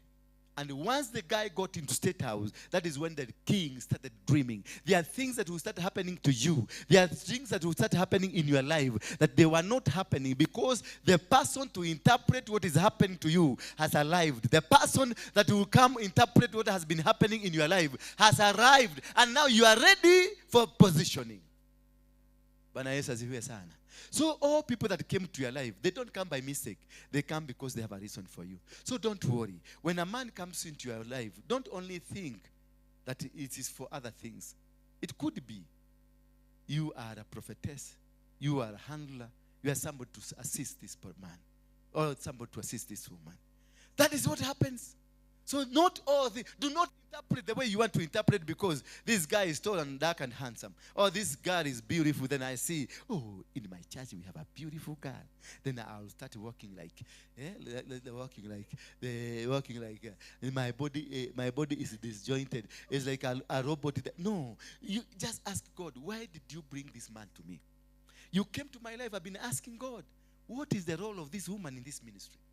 When you came to me, I am asking, when today I'm asking God, why did you bring this woman to me? Because I want to understand why you are brought to me. Maybe you are brought to me because sometimes in a few months to come, you are going to hit a jackpot of 100 million and you're going to bring 10%. And I become rich instantly. Hallelujah. I know you're going to get 11 million from somewhere. I don't know where you're going to get 11 million. There is 11 million coming. I don't know where it's coming, but I know 10% is coming also. Hapo ndio wachungaji wanakuamiliaga. Ukinunua gari anakuuliza fungu la 10 ilienda namna gani? Because anakuuliza gari ni ya pesa ngapi? Unamwambia ni ya 10, ni ya 5 million. Oh, this is amazing. It's wonderful. Oh, hallelujah. Sasa kwa kichwa yake anaanza kufanya 5 million 10% ni 500,000. Silienda wapi? Silienda wapi? Sade mahubiri itakuwa ya 10%. Bwana ananiambia kuna watu wengine wamekuwa waizi wa 10%, hawaleti 10% kanisani. Mama, Bwana ananiambia anaenda kufunga milango yao. Bwana ananiambia milango yao itafungika yote. Hamutawachiliwa, hamutakuwa mkikula matunda yake na nyinyi hamuleti mazao.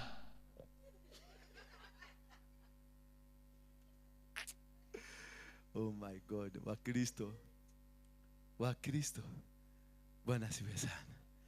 Huyu jamaa alipoingizwa ndani ya jela, alipoingizwa kule State House, akasikia kuna ripoti mudhamaki akona shida, harari usikisi. Naye akasema, and God made sure mudhamaki amekuwa desperate kabisa that he can listen to anybody. Sababu ameleta warogi, ameleta interpreter, ameleta wachawi, the hapana, wale wanaitako wale wana manyota, wale wa kusoma nyota, astrologist, ninaita chronometer, astrologist. Akaita mama astrologist wote wakashindikana. Ikawa this man now is so desperate. When you are carrying a seed of God's will, things will be desperate. God will cause everything to be desperate. He will cause them to be desperate, that they will not listen, they will listen to anybody so that you can be reached. Once they were just desperate, ndio mtu huyu akasikia, akatuma supervisor yake, akamwambia siongee na mdosi, kuna mtu najua huyo mtu akikuja hapa interpretation itakuja. Hata kabla sentence ikuishe, mdhamaki kubi alikuwa anapita huko akiwa na stress. Unajua, akasikia kuna mtu ana interpret, akamwita, wewe kijana, ati umesema nini? Hebu kuja. Akakuja jamaa akapiga magoti chini, anafikiria anaenda kuwa punished. That is how God works in your life. That is how God works things. Things just they don't happen. It is not a coincidence. You going to prison was not a coincidence. You being chased away was not a coincidence. It was a plan of God. Hallelujah. And immediately when he got the king, akasikiliza, akamwambia kuja. Akapata favor immediately. Na mudhamaki akajua huyu is carrying. Huyu ndio amebeba solution yangu. Wakaenda State House ndani akiwa na ginyera ile za Wamasai, kwa sababu ndio wanatumia kama magambut, na hizo magambut huyu jamaa alikuwa hajazoea kuoga sana, so you can imagine the perfume that was coming from inside. But that perfume the mudhamaki hakujua. Alipoambiwa na askari toa magambut, akamwambia wewe wacha igie. Wakaigia mokeka, inakanyaga mokeka inaenda hivi. Baka akashindwa kwa nini mtu anaenda kienda hivi. Ni mokeka anakanyaga inampeleka chini. Ni ile mokeka ya State House. But he didn't have a solution. Alikuwa anakanyaga mokeka mzuri lakini hakuna solution. Sasa akamsikiliza mzee akamwambia, kule mimi nilikuwa jela na kuna mtu ako jela. Huyo mtu atainterpret. Immediately State House controller. Ati unasema anaitwa nani? Hello. Ati Joseph. Hello. Potiphar. Haraka, prison haraka. Uniletee mtu fulani. Kumbuka Potiphar alipopelekwa ndani, alipelekwa na kigari cha jela. alipelekwa na maradirofa kama amewekwa ndani ya pigo. Lakini when the king came, when the message from the king came, it is not kila dirofa kia polisi, it is not Mariamu kia polisi. Gari zilitoka status Mercedes mpya zikapelekwa mpaka prison. Milango ya prison ikafunguliwa mara moja. Walikuwa kifika huko wakajua amevaa kogoro za prison, kumbe walipitia kwa Sir Henry. Sir Henry inaitwa Italian men's wear, where a suit is 150,000, where a socks is 35,000 shillings, where an underwear is 40,000 shillings. Wakaingia huko wakasema tunataka hii suti. Huko wanapigia mkubwa wa prison, hebu pima johero. Anasema ni size 38 kwa sababu alikuwa amekoda kama mimi. Size 38. Akamwambia shati pima mabega haraka. Meza ikaniambia ni what? Akapima yuko kwingine trouser mrefu, akapima ni 42. Wakiongea manogio toki zinambia. Gari huko na silence iko huko inagojea kwenda kuchukua yule aliyekuwa mfugwa akuja atatue pa problem. Bwana Yesu asifiwe sana. They took him to prison and walipeleka huko akaozea huko. Kumbe it was a plan of God. Then he created a solution for him to come out. It doesn't matter what kind of a problem you're going through. God is causing a solution for you to come out.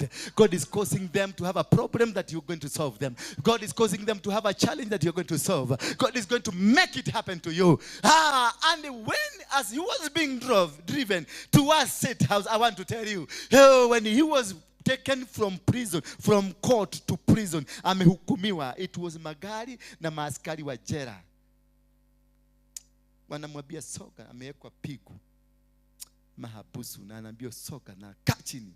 Alipoingia kwa geti akaambiwa akabe, wakakaba hivi akahesabiwa, akanyolewa nywele yake, akaenda akakuta ndoo ya kukunia ndani huko, akakunia hiyo ndoo, kisha akamaliza kukunia hiyo ndoo akaambiwa apeleke mavi, akamwaga kwa choo ingine, kisha akaambiwa oshe hiyo ndoo akapeleka pale kwa chakula, ikawekwa ugali akabeba akapeleka kwa karumu kake na maboga zimekatakatwa, hata nguruwe iwezi kula, alikula tu akakuja akakula tu akavumilia, akasema haidhuru. Siku ya kutoka, it was not ordinary. New Mercedes Benz from State House, not by prison warders, but by wreck squad. The guards that protect the president, they're the ones with the State House controller, with the Minister of Internal Security, with all related protocols, went to prison to pick this great man. In fact, they had not known his greatness, but God created a platform for his greatness to start being witnessed. As he was driven to State House, all the roads were cleared. Remember, as he was taken to prison, also roads were cleared for him to be taken to prison and to go and die there. But when he was again taken to State House, everything was created. Every road were created. And they didn't pass through the gate B or gate C. They used gate A, where the president uses. I'm telling you, do not be worried about the challenge you're going through, because God is preparing people that are going to walk with you. God is preparing people that are going to stand, creating a situation that will cause all the people that hated you to come and love you. Those people who wanted to take you to go to Madale to be Dungwa Disidano. Oh, I'm telling you, those people, they will come one day and worship you. They will come one day and say, indeed, we knew you are with God. They didn't know that you are with God, but now because you have succeeded, they will come and say, we knew you are with God. Joseph, while in State House, he was not taken to eat outside there with other common workers. He was taken to the banquet where president sits with other presidents, where he was given a meal. First of all, he was taken inside. Na akaambiwa kula ile chakula unataka.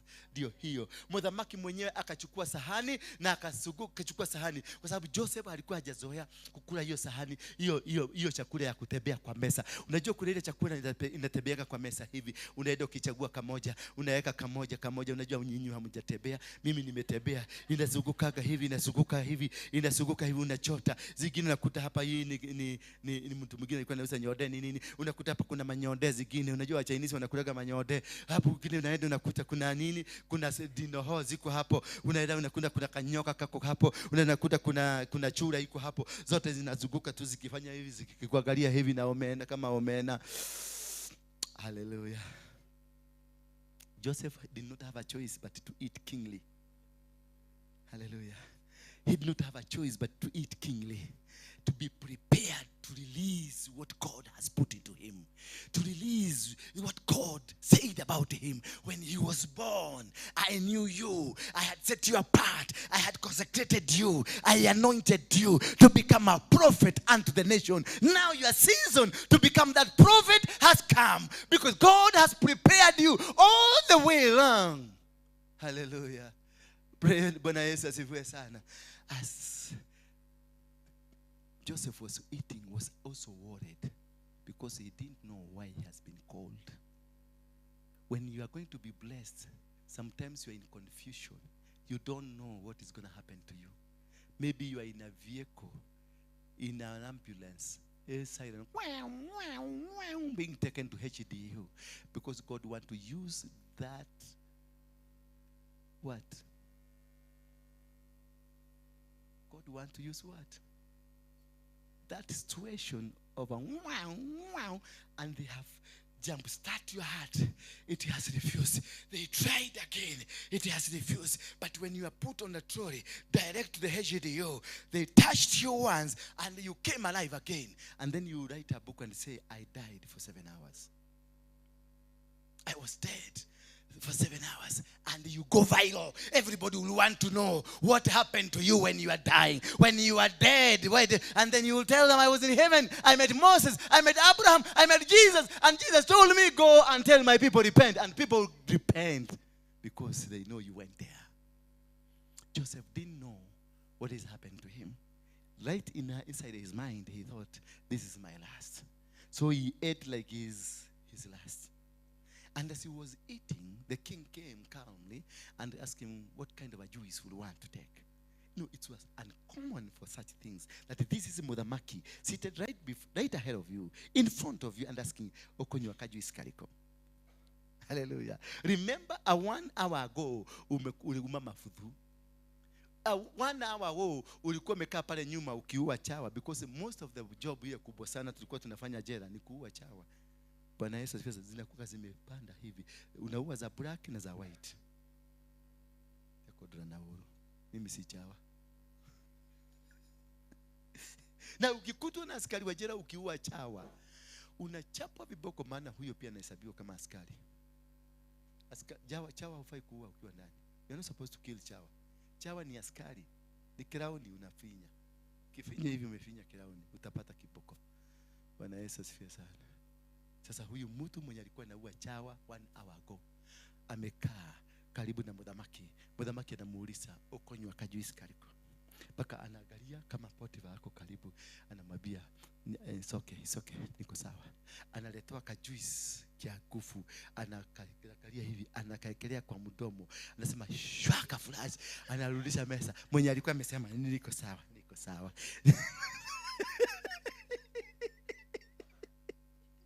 Oh my God. He ate. Then the king came with a dream. And he told Joseph, I have a dream. I have been told you know how to interpret. Akamwambia, bring it on. Akamwambia, 7 cows, thin. Another 7 cows, fat. Immediately, because Joseph had gone through a process of God, he understood seasons and times. Bwana Yesu asifiwe sana. For you to succeed in this world, you must be able to understand the principle of time and the seasons. Because if you fail to understand the principle of times and seasons, God does not work outside times and the season. Gaine gai, ukidhoma nasema ile kitabu gani? Niko heredho manani. Ninasema there's time for everything. Ndio kohereso. Ndio kohereso. Na kizungu inaitangwa kohereso. So, if you read kohereso in English or in Kikuyu, you find God, there's time for you to live, there's time for you to die. There's time for you to sleep, because there was night for you to sleep. Unfortunately, I can see some people are sleeping here. Na wanajificha behind the glasses ambao wamevaa. They are sleeping, but because they don't want to understand. There's time for the time and season. There's time for you to sleep, and there's time for you to what? To wake up. Sasa ni mchana, wake up. Look at me. This word is for you. This word is meant for you. You are going to succeed because the word for today is meant for you. And that is why God made you to hear. God did not cause you to come here to sleep. Ukiona unalala, it was the day for you to be liberated, but shetani amekukamata. So, sema shetani ashindwe. Kwa hivyo mlikuwa mmelala. Kama unajua ulikuwa umelala, sema shetani ashindwe.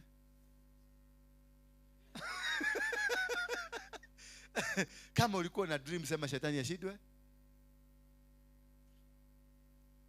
Mimi najua mmedanganya Mungu, lakini najua wale walikuwa wamelala. Bwana asifiwe sana. Then Joseph immediately jumped in the theory and the principle of times and the seasons. He said to this man, do you know what? Because God works with the time and the number and the season. God is a God of numbers, and God is a God of season, and God is a God of time. Tafuta maji baridi ukunywe. Mami, sheria tu mai tu heu. Onywe. Amewezo.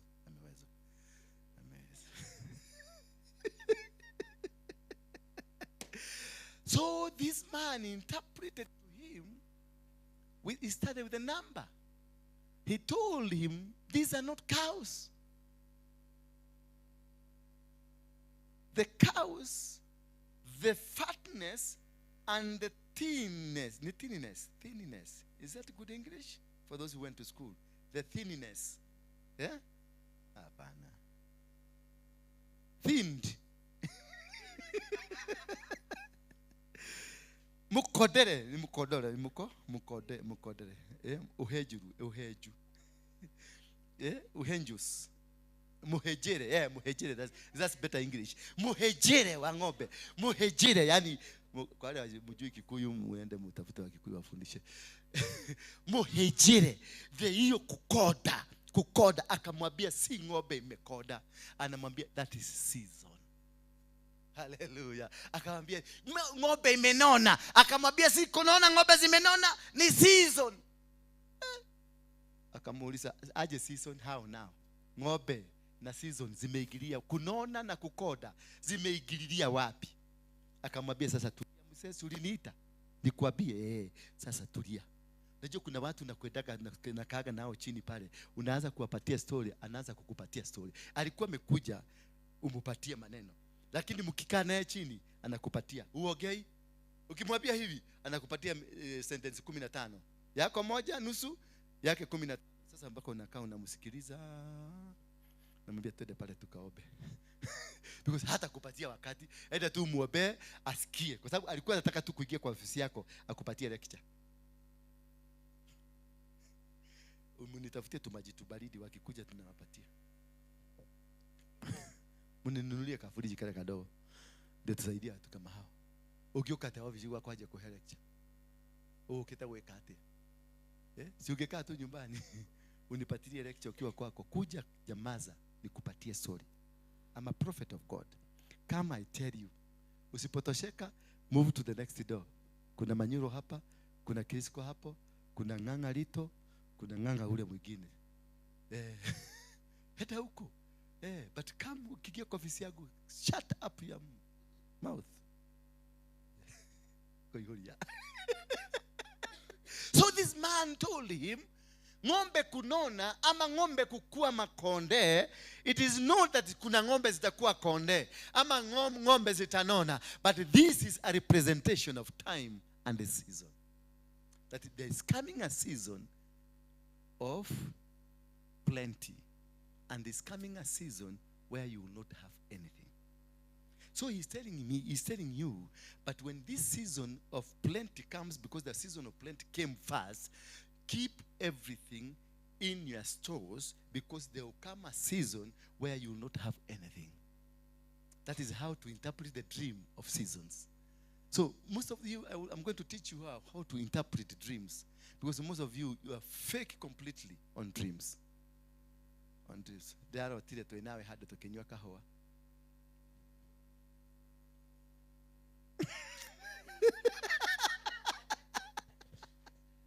So unaenda ukiambia matula na apostle twikarite handu ara kunywa kahwa ni uri ndiramurora maitho make akendereguo ndona agika maitho guo kona ngai aharuruka na ngai aranjira atiriri uyu ni muthuri waku.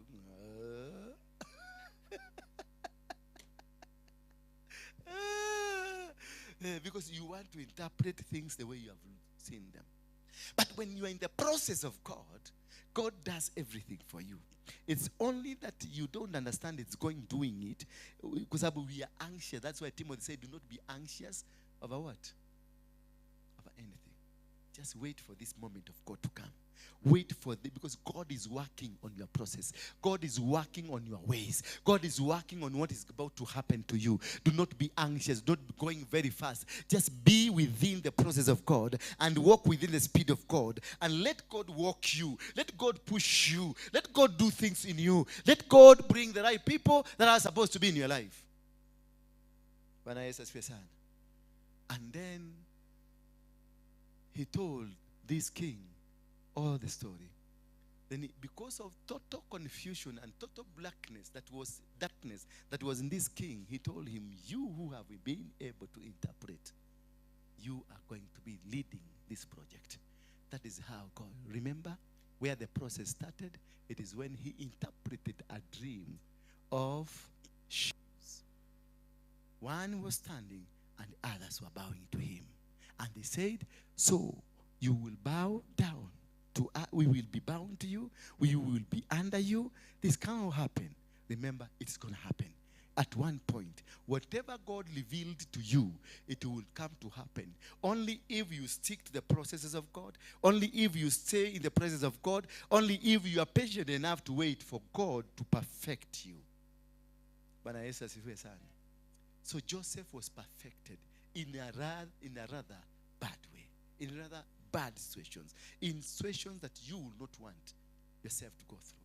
But God knew, if I cannot protect this man through this process, they will kill him. If his own brother, even his own father, did not like this man very much, because at some point the father also had that kind of a feeling, this boy is coming to sit on us.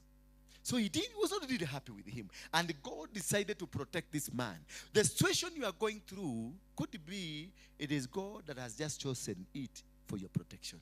Because if they know exactly that this is what you are going to become, they will kill you. So just be patient. Listen, ukiambiwa ukae chini, kaa chini. Kama unafinywa, kubali tu kufinywa kidogo kidogo. Kama unapigwa, kubali tu kupigwa kidogo. Kama unachukiwa, kubali kuchukiwa. Wasikupatie hiyo position sasa wakati haujakomaa. Maana ukipatia position wakati hujakomaa, watakuweka ndani ya shimo na watakuua na waseme wewe ndio uliharibu. Do not be in that position when not mature. Let maturity come up to you. Mimi ningeanza kuhubiri wakati huo tulikosana na James na Nganga hapa. Tulikosana. Nilikuwa nataka kuhubiri na imagine saa hiyo nimetoka kwa Mungeke 6 months. Tumeenda crusade 5 zimejaa, tumeenda Tononoka ikajaa, tukaenda Kisumu ikajaa, tukaenda Uhuru Park ikajaa, tukaenda Kakamega ikajaa, Afraha Stadium ikajaa. Na watu wote wanakuja kwa sababu ya yangu. Tukaenda Webuye. Waluya wote walikuwa wananiita Waruinge, Olumulawi. Wanaongea kitu kingine huko. Waliteremuka kutoka kwa milima na milima wakuje waone Waruinge. Bwana Yesu asifiwe sana. Nikaingiwa na kiburi na nikaona sasa I can be able to preach, I can be able to say it, I can be able to command. If these people are coming because of me, Nganga wewe ni nani? Nilimkuta pale basement. Baveshi, nyumba inaitwa Baveshi hapo chini. Kanyumba kadogo kama haka hivi. Kama kutoka hapa hizi pillars hivi. Na within 1 month alikuwa kwa kiwanja na alikuwa na watu 2,000 hapo kwa kiwanja. Sasa ugejerate. Ugejerate. Turavi kiwanja ndo makaihura. What can you tell me? Kiburi kikanigia. Baka nikaanza kuona sasa tunafaa kugawana muhodhi. 50-50, twende 50-50. Maana watu wanakuja kwa sababu yangu. Kuna watu walikuja kule kwa sababu walitaka kuona kama kweli nimeokoka. Nilikuwa naona watu wanakuja wananisuguka hivi. Unaona ananisuguka. Nikimwangalia naangalia hivi. Anaangalia hivi. Anajifanya nikasimu. Hello? Hello? Hey. Na kuna simu anaongea nao. Anataka kuangalia kwa sababu alisikia kuna mkia ilikatwa na pembe. Kwa sababu kuna watu wengine walikuwa nafikia Waruinge anakuwa na pembe na mkia. So they were looking kwa mkia imekatwa wapi na pembe zimekatwa wapi. So unakuta mtu na wanastudi.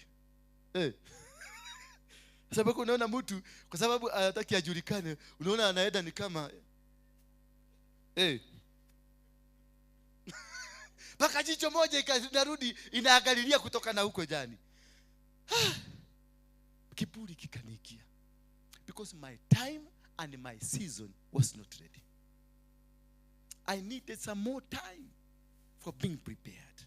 I needed to go. Then wakati niliona tumekasirika tutoshani na sikii venye nataka, niliondoka na nikamwambia mzee, utajua mimi naitwa Dora. Bwana asifiwe sana. Nikatoka hapo tukaenda tukachaga pesa tukanunua bunduki tukakomboa bunduki. Those are the days we used to hire bunduki.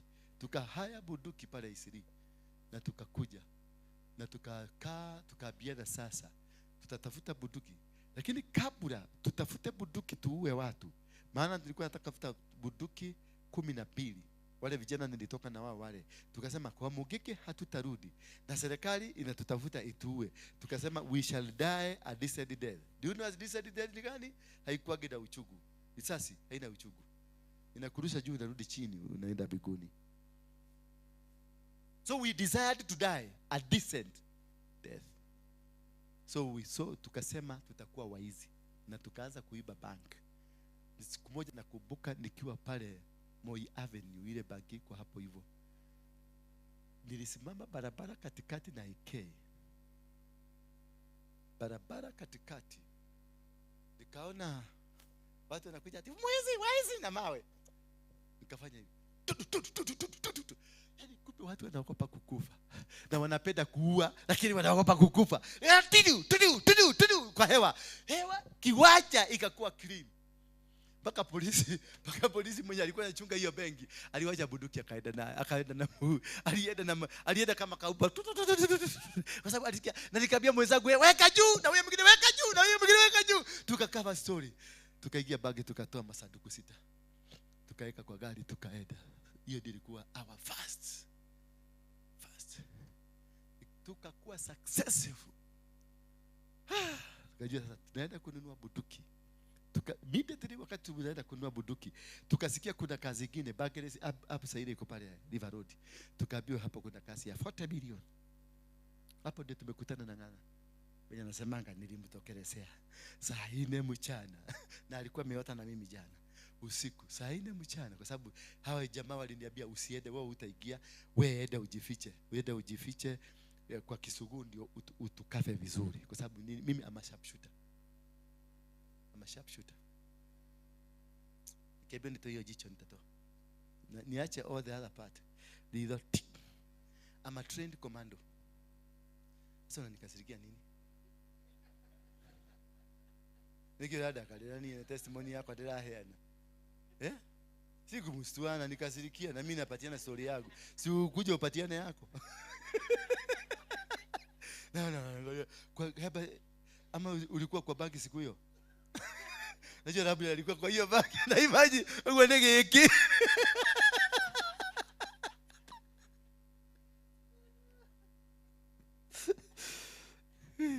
Ile story napatiana ya banki ile message mnatumiwa.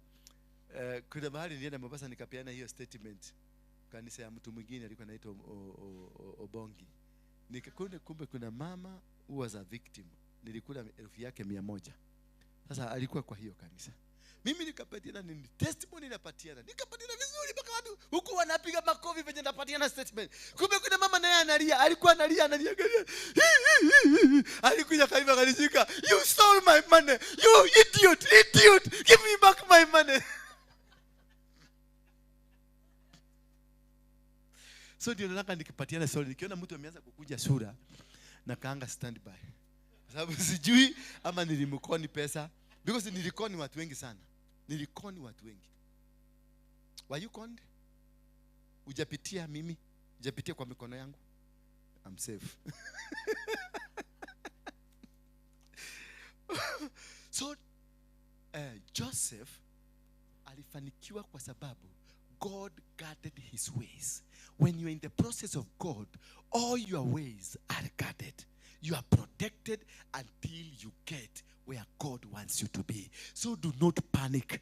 Do not be worried. Do not go up and down. Do not sit down and be taught the word of God and wait for that time of God. Had I waited, tukiwa na James Maina Ng'ang'a, I think ningeprocessiwa haraka. Lakini because ya umang'a, because wakati niliona venye Ng'ang'a amenitumia na venye ametajirika, because alinunua gari VX, akanunua Pajero balloon type, na akanunua gari gida, akanunua kiroli, na tukajenga kanisa, nikaona hii pesa yote ni mimi. So nilikupanga kitu kimoja siku moja. Tuende tuibe pesa, turudi tununue buduki, kila buduki tutengeneze jeshi. Makanisa zote tuende kwa Mwiro, tusimame hapo kwa mlango saa 6 saa 1. Tuende kwa Ng'ang'a huyu, tuende kwa Ng'ang'a, tuende kwa Gitoga, tuende kwa nani, Umae, wote saa 6 kamili. Bishop pokea pup. Bishop pokea pup. So we had decided to kill all of them saa 6 mchana as a revenge. Why? Because I was not operating within the timings of God. I wanted to rush. And because I wanted to rush, also God contained me by arresting me through Harrison Ng'ang'a. And when Harrison Ng'ang'a arrested me, all that again I had gathered through this robbery, tena zikachukuliwa zote. So I was left without. I was left begging. Ng'ang'a amenilisha for 1 good year. Every Friday I used to go and pick 10K from him as I went to class to be taught about this word. Bwana Yesu asifiwe sana. So if you become a mang'a, you are disarmed. And you are made, yani kila mtu kanisa hiyo alikuwa anajua Waruinge amekujia 10,000. Nikionekana huko chini. Pesa si awaro ikesia. So he made sure everybody knows na kujenga kuomba pesa. I was humbled. I was brought down. Because that is the test of God. That this man, the only problem he has, it is not any other. He is clever enough, he has everything enough, but pride iko juu sana. Iteramushwe. Sasa iliteramushwa wapi? Na pesa kukosekana. Nikarudi nikakuwa maskini mpaka nakosa fare kutoka hapa kwenda Gong 100 bob. Natafuta nakosa. Marafiki zangu wote wakanitoroka. I was left like a tree. Siku moja nilikuja hapa hii railway station hapa, ile tulikuwa tunapanga line inaenda mpaka inajikuja, inaenda hivi, inajikuja, inaenda hivi. Niliingia tu kwa line, nikaona line yote imebomoka. Nikashindwa ni nini. Naona watu, nikiangalia mtu naona mtu ameangalia na kwingine na ameanza kwenda, nikiangalia mwingine naona ametani na kwingine na kumbe walisema Mogeke iko hapa. Leo kuna watu wanachijwa vichwa. Bwana Yesu asifiwe sana. Matatu zote zikafungwa milango. Kukasemekana haziendi kwa sababu hakuna matatu ingenibeba. I walked from here to Ngong. Sasa matatu zote zilikuwa zikinipita kwa barabara. Yoshio, Yoshio unamwona jamaa mwingine alikuwa amenichukia sana, alikuwaga wa Mogeke akawacha kwa sababu kuna siku tulikuwa tumemchapa. So alikuwa kwa gari akapanda hivi akilena, kiama dai. Gari nimekanyagwa mafuta na ikaenda.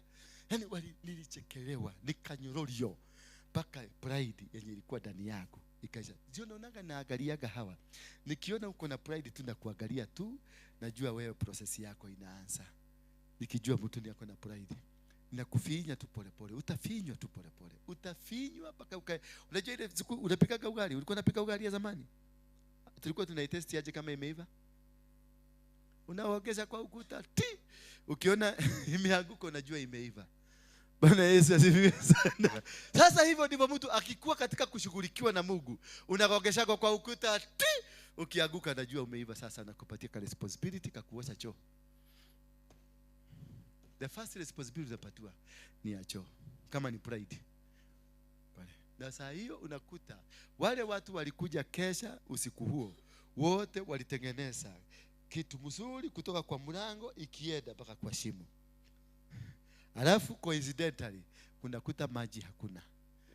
Unaambia utaenda kuchota maji, ukuje sasa uanze kusukuma pole pole, kusukuma pole pole. Mimi nasukuma pole pole.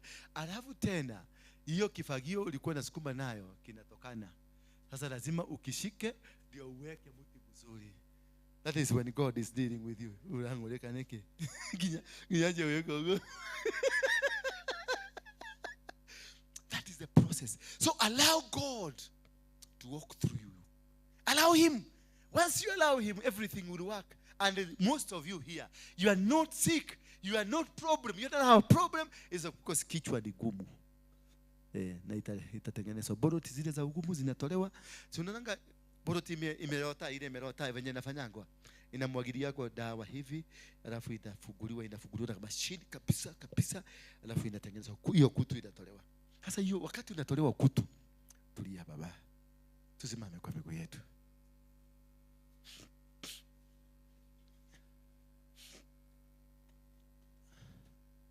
Kila mtu ashike sadaka yake na mkono. Kwa sababu I want to lead you. Muingie kwa maombi. Kila mtu ajiombee na msikuje pale. Kila mtu ajiombee. Nataka mtakuja mtapiga magoti hapa. Kila nipate mtu kwa kiti. Najua nyinyi mnazoea kuomba 2 minutes unamaliza. Kila mtu ajiombee for 1 hour.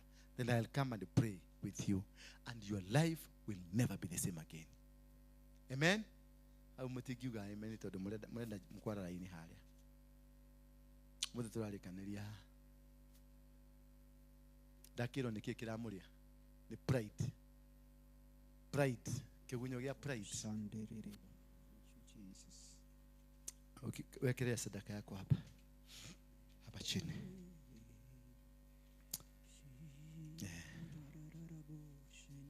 Wekelea sadaka hapa chini. Kila mtu alete sadaka yake. Na usilete sadaka imekunja kunjwa. Don't fold. Not ikuwe straight. Tunasumbuka tukikujua not. ATM ikukupatia pesa ikupatia not imekuja kujwa. Hiyo mama ni manga. My good friend.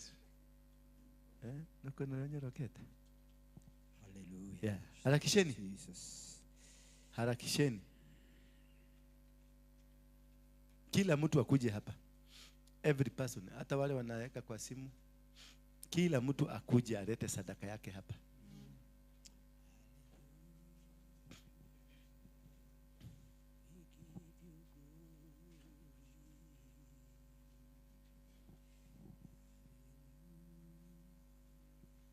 Kila mtu alete sadaka yake hapa.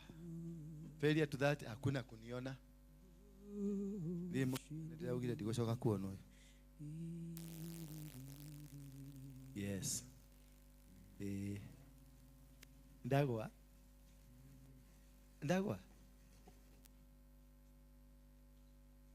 Nani tena mengia hapo?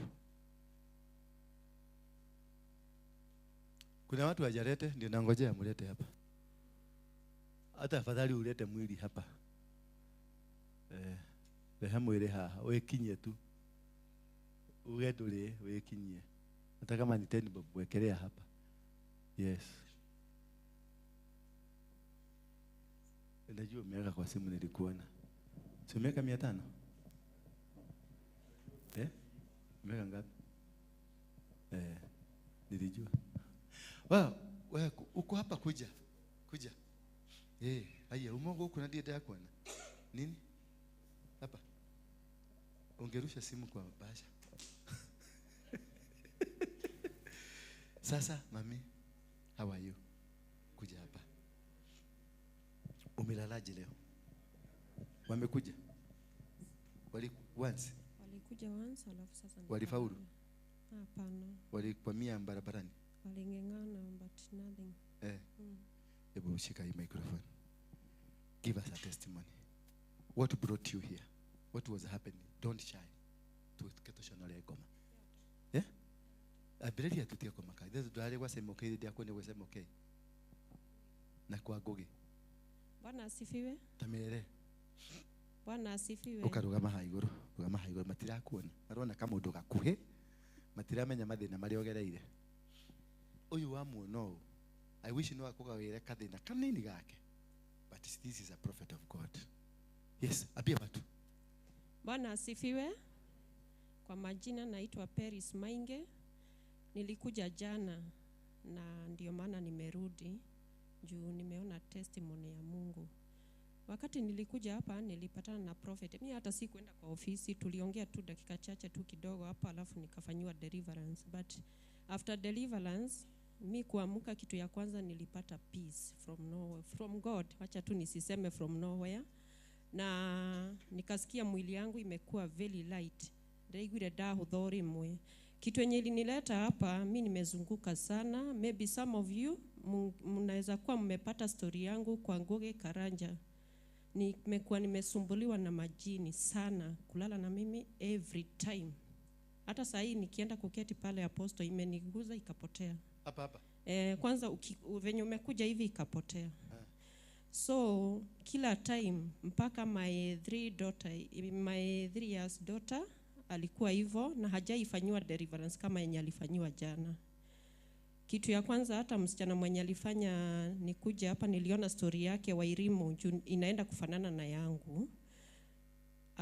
Nikamuuliza kwenye ulienda kufanywa deliverance juu niliona ukitoa ushuhuda yako kwa Saimo ni iko sawa, akaniambia iko sawa. Sasa nilikuwa na ngoja hivyo. Sasa mbeleni hapo ulikuwa umeenda wapi na wapi?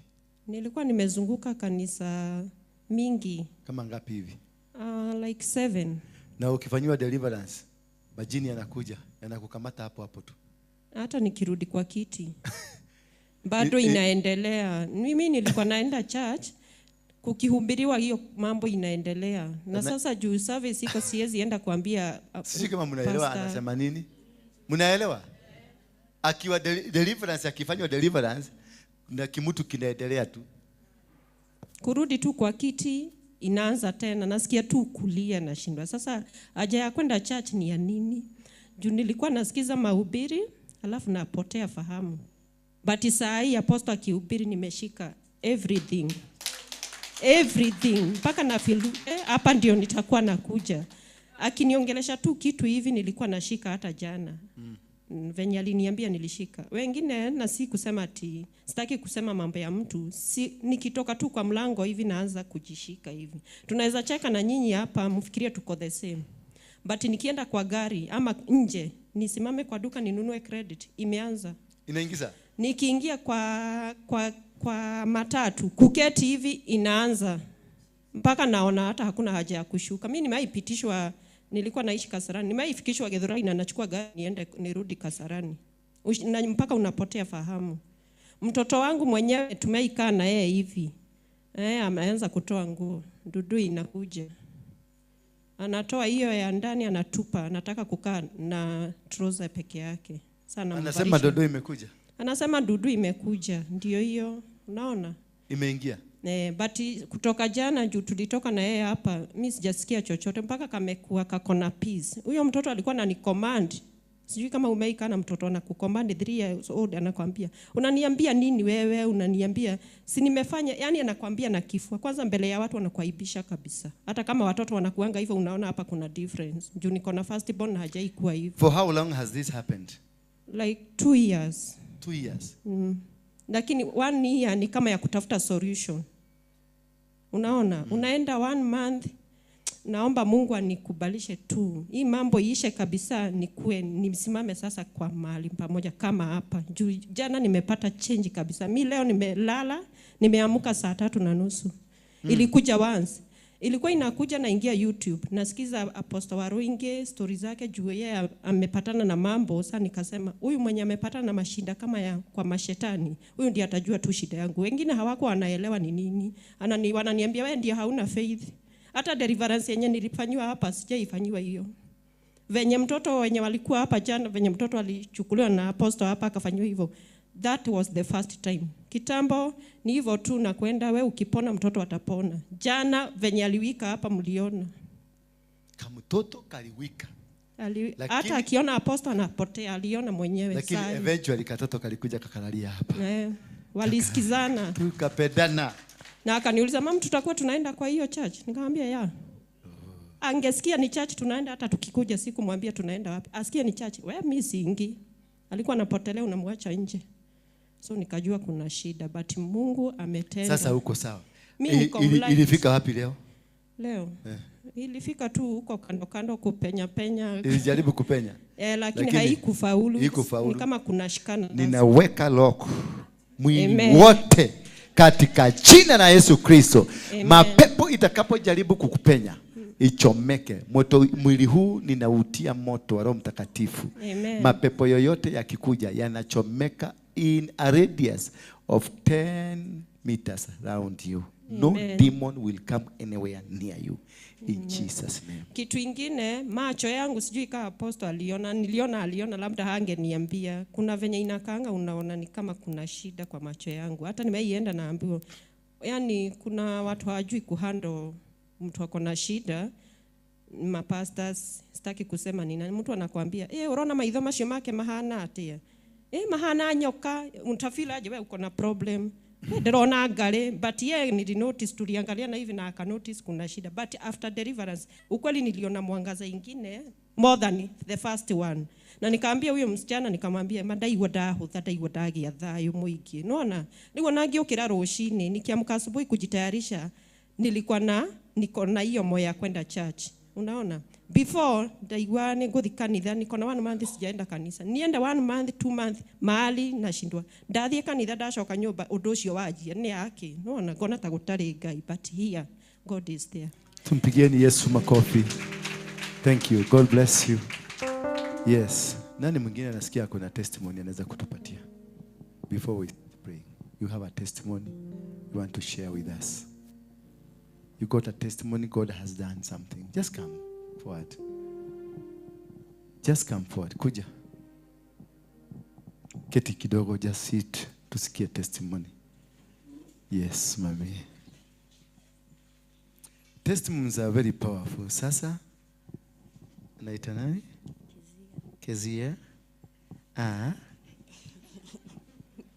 Simama hapa. Praise God. Praise God again. Weka karibu na mdomo.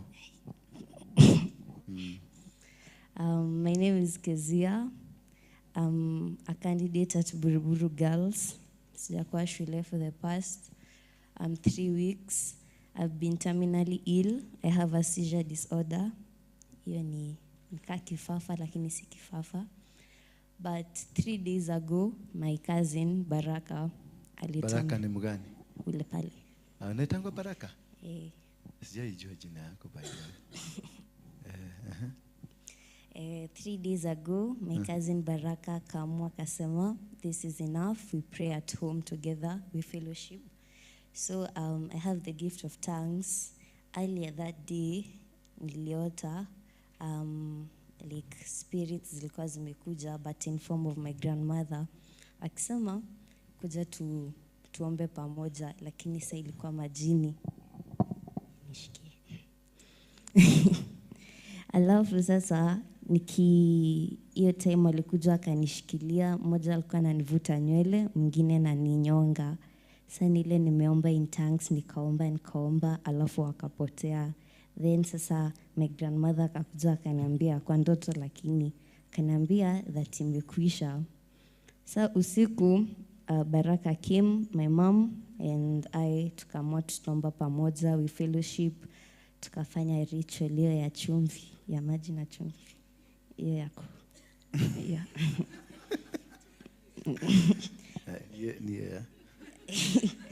Tulichemsha maji, tukeka chumvi to symbolize the blood of Jesus, because the blood of Jesus is warm. Alafu the blood si mnajua inakuanga a bit salty. Hivyo sasa ndio tulikuwa na hiyo mentality. Then we summoned the Spirit of God by praying, by fellowshipping, by hiyo kuomba in tongues. Alafu tukaomba vizuri. It lasted for about an hour, 15 minutes. Then we covered our house with the blood of Jesus. Tukaenda kulala. So that night, nikaota that kulikuwa na spirits coming from the ceiling.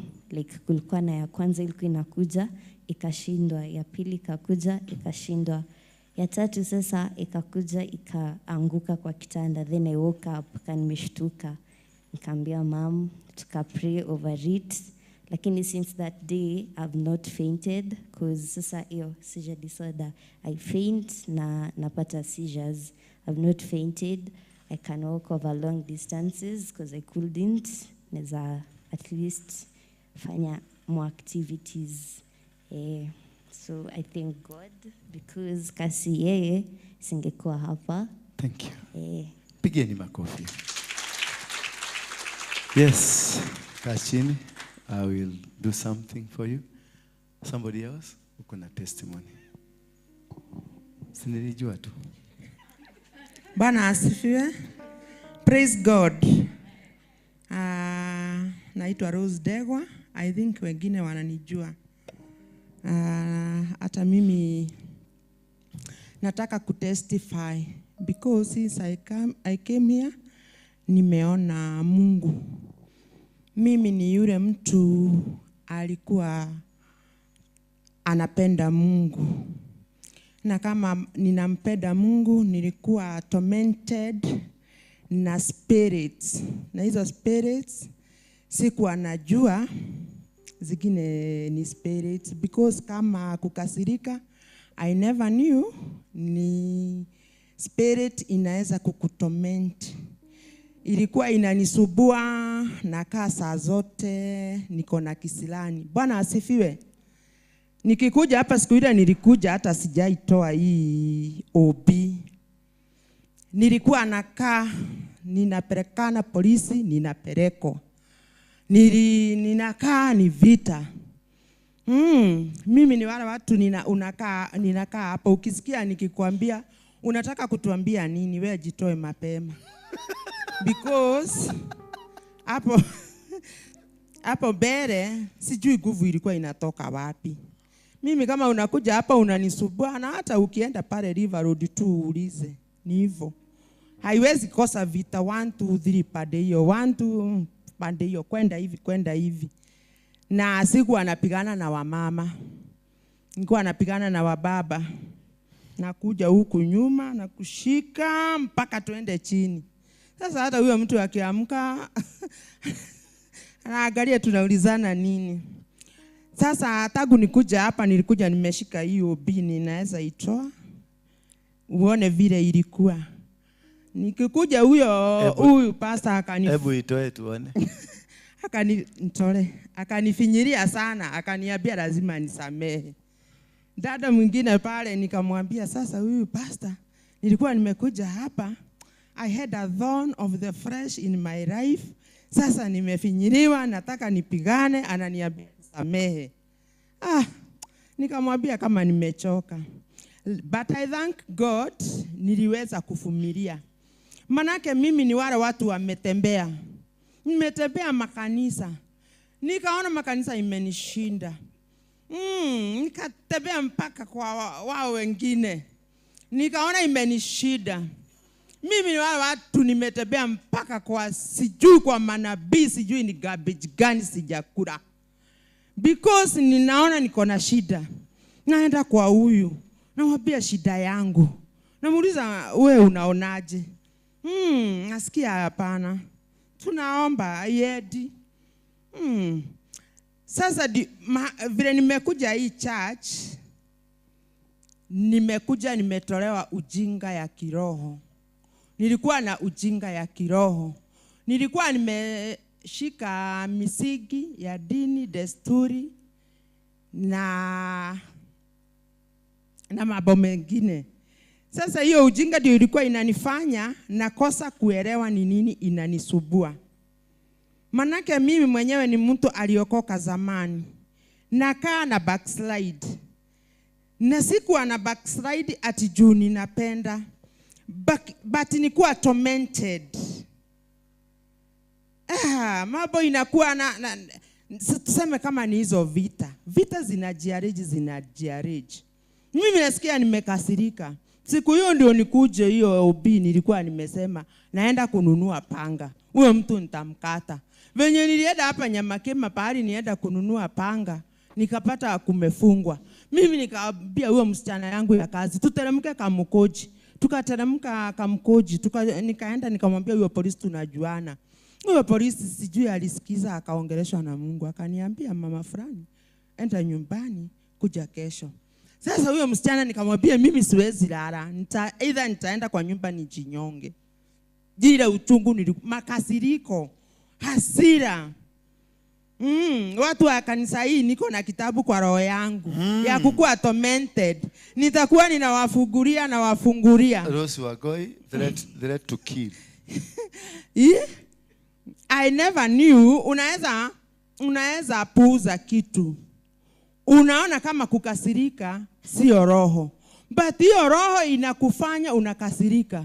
Unaweka mpaka mkono hivi unataka mtu akanyange ndio umgonge. I thank God.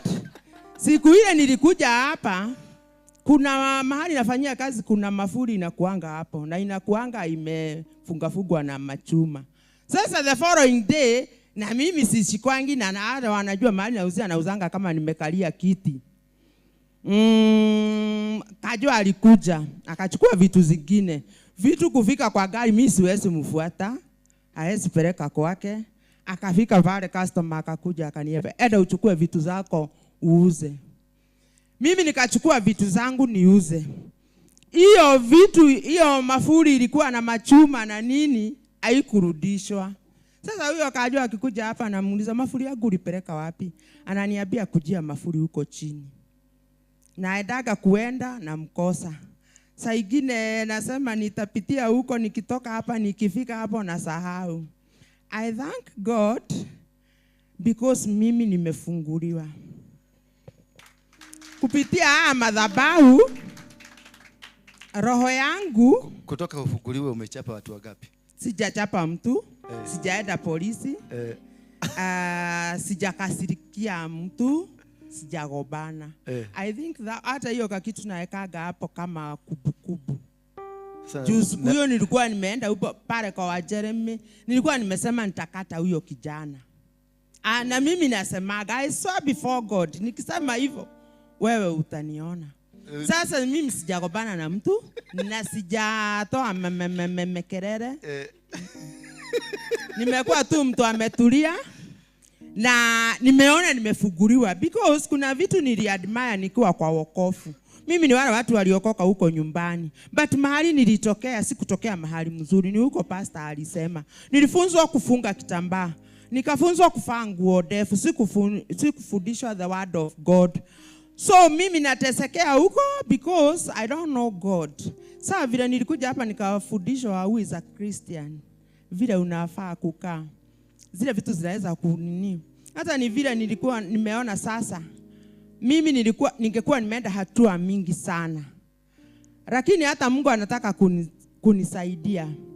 But because ya hizo vitu nimefundishwa, foundations, pulpit yenye nilikanyanga, encounter vile nililelewa, hizo vitu zinanivuta. Wacha nisiongee sana. Nitaongea siku hiyo ingine. Nataka. But sikiliza. Yes. Ete. Narua hiyo kitu. Atarore maita. Tena. Tena. Tena. Tena. Tena. Tena.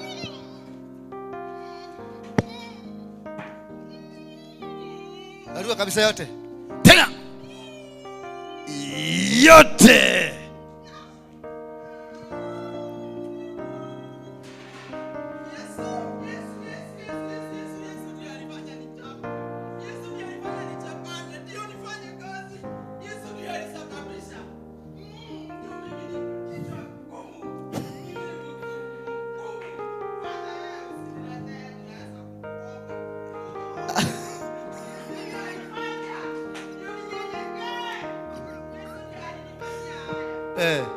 Sasa unaweza kunichapa? Ndio anataka nifanye kazi yake. Ndio nikuwe mtulivu. Ndio alikuwa anafanya nitabane. Haribiwe mpaka sura.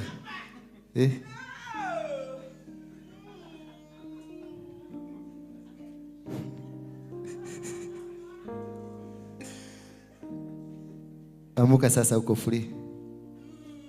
Amuka, uko free. Rikantorobozokorobobobozaya. Utawezana sasa. Haungeweza mbele. Sasa nitawezana. Sasa utawezana. Zote zimeenda. Zimeenda. Nimejaribu. Yesu amepelekana na Nimemjaribu atakangi hii kazi. Sasa utafanya kazi hii? Atafanya hii kazi? Lazima atafanya. Mwache huru sasa. Unafaa tu sasa.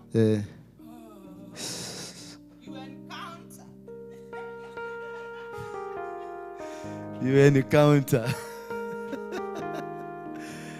Bwana Yesu asifiwe sana. Yefanya nini? Umeona nini imemfungua? Ni nini imemfungua?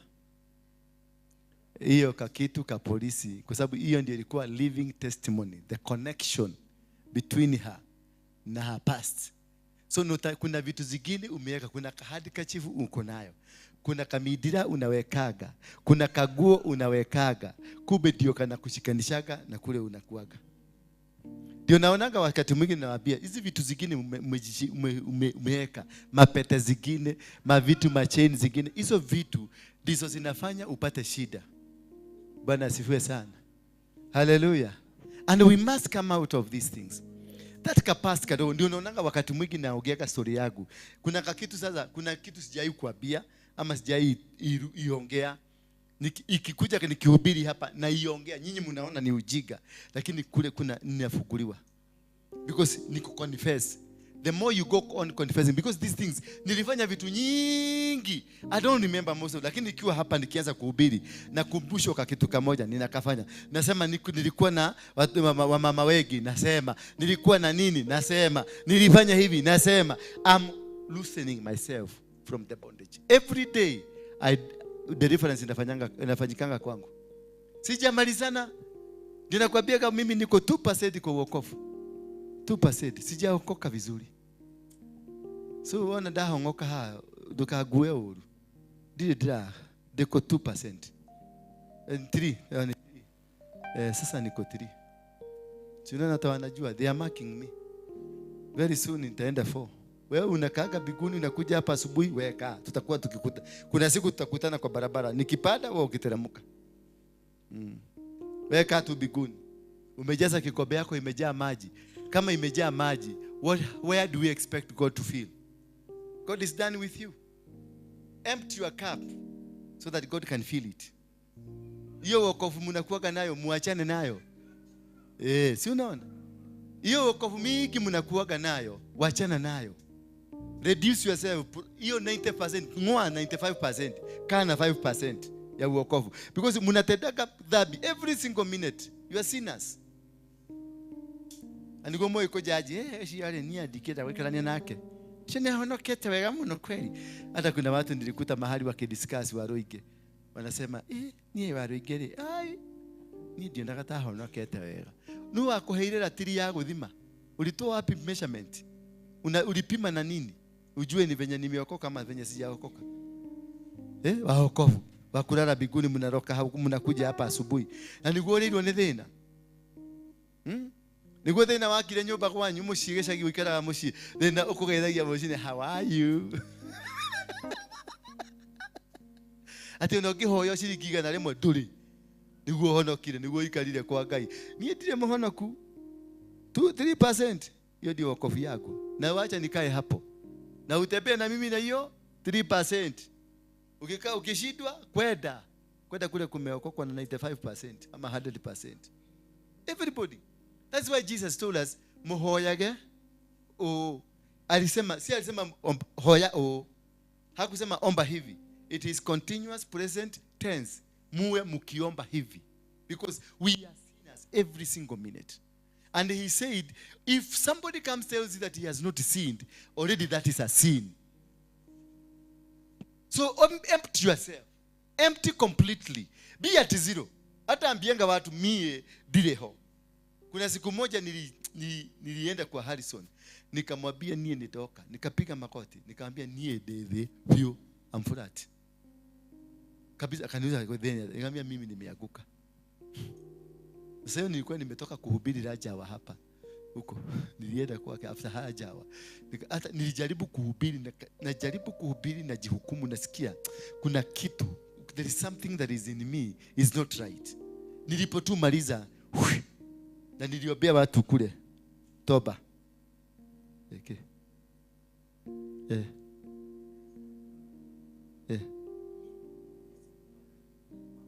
Ulikuwa unakuja kwa mambo gani? Useme tena, rudia tena. Hapo kama umekaa chini. Ulikuwa umekuja kwa mambo gani? Nilikuwa nimekuja juu because of the dawn of the fresh. My sister, yani kwetu tuko na madhabahu ya jera. Ndio ilikuwa imenileta hapa. Juu ya my fourth sister. Ako jera. Ako ndani na watoto wake wako jera. Na mtoto mkubwa na rusty bone. Wote wako jera. Sasa mimi ndio ilikuwa imenileta. Na wewe ulikuwa unataka kujinyonga. Si ndio? Wewe ulikuwa unataka kujinyonga? Hapana. Hujafikiria kujinyonga? Ni siku hiyo nilikuwa nimekasirika.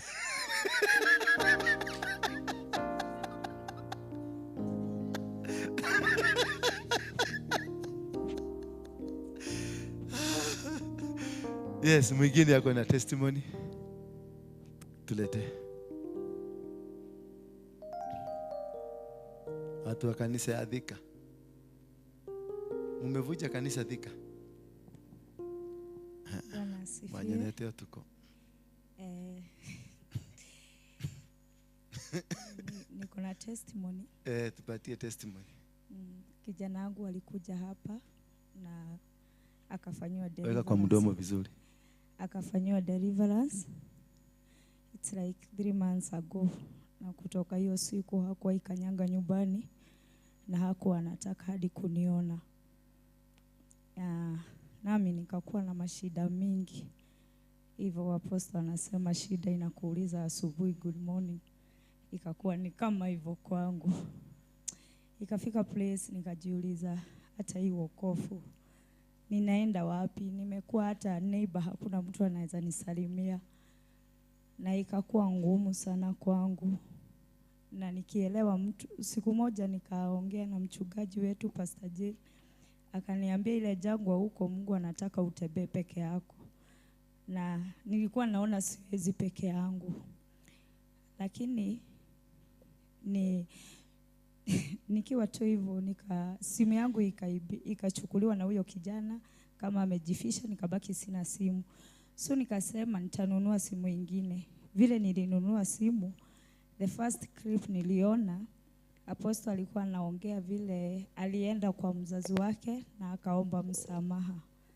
So nikasema mimi nitafanya hivyo. Nikaenda kwa mamangu nikaomba msamaha.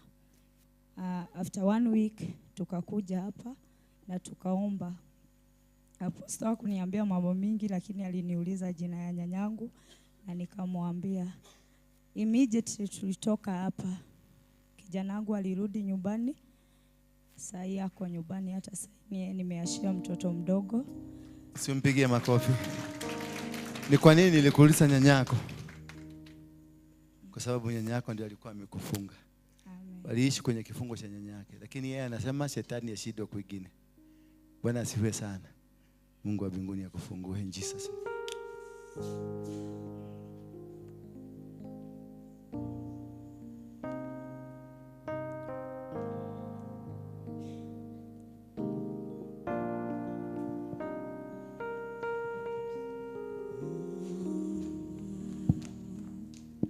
Rudi hapa.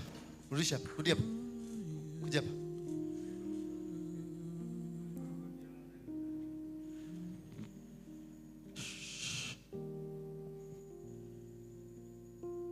Out. Beba mizigo yako. Beba mizigo yako. Beba. Fungue. Shosho. Shosho mwache. Mwache. Wacha hii familia. Fungua familia. Fungua familia hii. Wacha huru. Wacha huru. Wacha huru. Moto. Moto. Moto hiyo. Chomeka. Teketea. Chomeka. Beba mizigo. Beba mizigo. Kuja hapa. Rudi hapa. Rudi hapa. Come back. Fungua yeye. Fungua mikono yake. Toa maagano. Shosho. Shosho. Toa maagano. Fungua yeye. Fungua. Fungua. Fungua. Fungua. Fungua mikono yake. 1 2 3. You're free. Yes. Ameenda. Alikuwa wapi?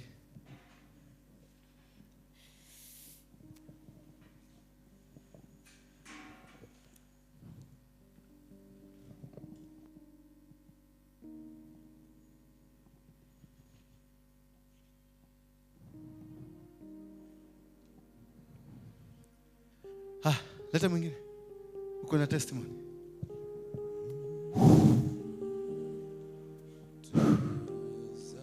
Testimony nyingine? Testimony. Mungu amekufanyia nini? Ama unasikia unahitaji kukombolewa hapa? Saa hii kuja. Kama unasikia unataka ukombozi, saa hii. Kimbia hapa. Kamurani.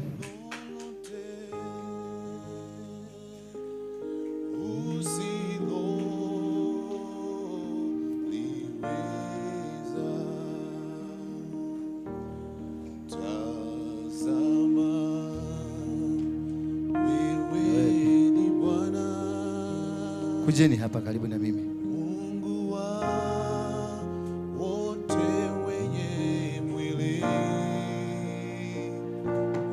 Je, kuna neno gumu lolote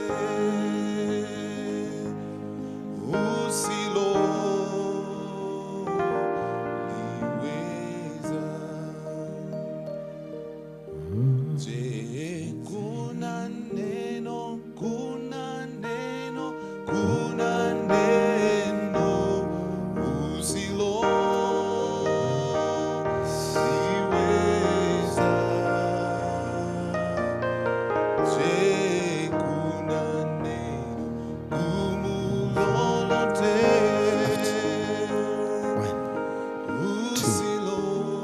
Three, 4, 5, 6, 7.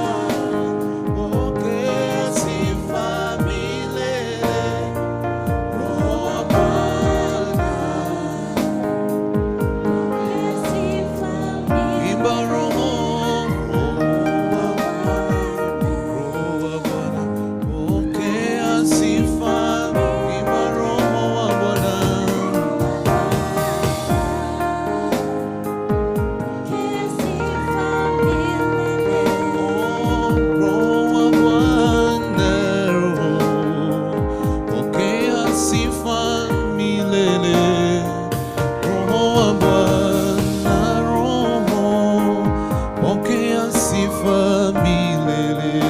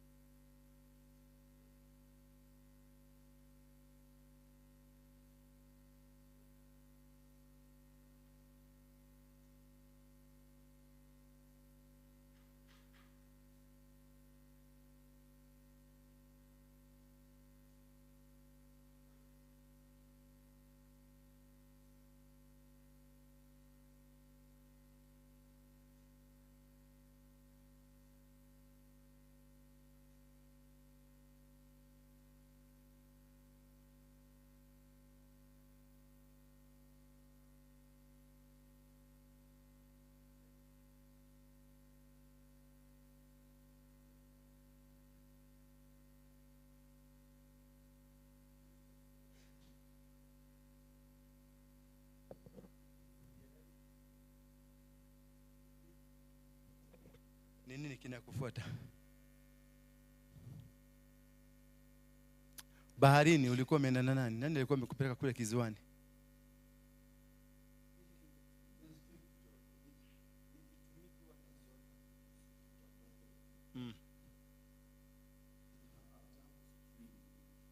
Juzi uliona ukiwa baharini?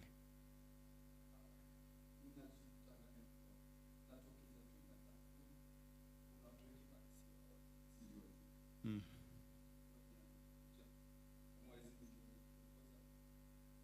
Mm. Mm.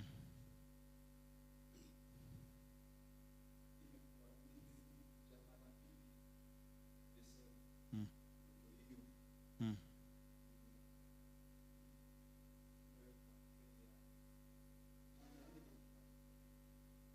Mhm. Kwenye ndoto. Mhm.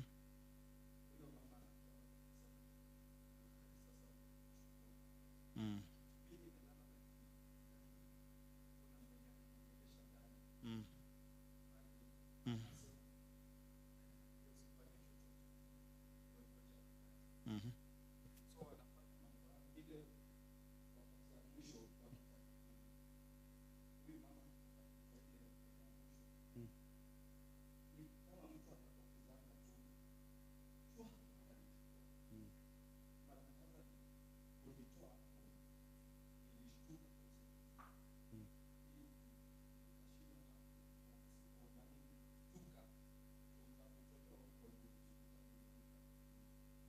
Okay.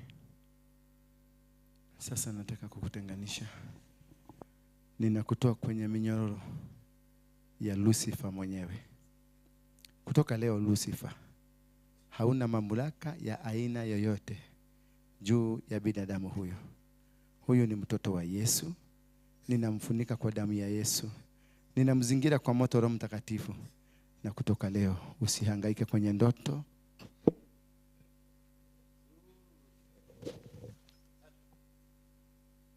Lala kabisa. Wow. Uko ready kuokoka? Simama pale uokoke. Ani, mwongoze.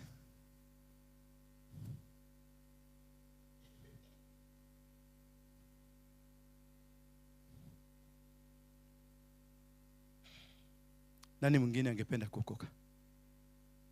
Unajihisi ni wakati mzuri wa kuokoka? Umuregelee Yesu. Njoo hapa mbele kama ungetaka usamehewe dhambi zako, uweze kufunguliwa. Yes, mama tu hapo. Kaa hapo. Kifo imeondoka. Cha stori zako.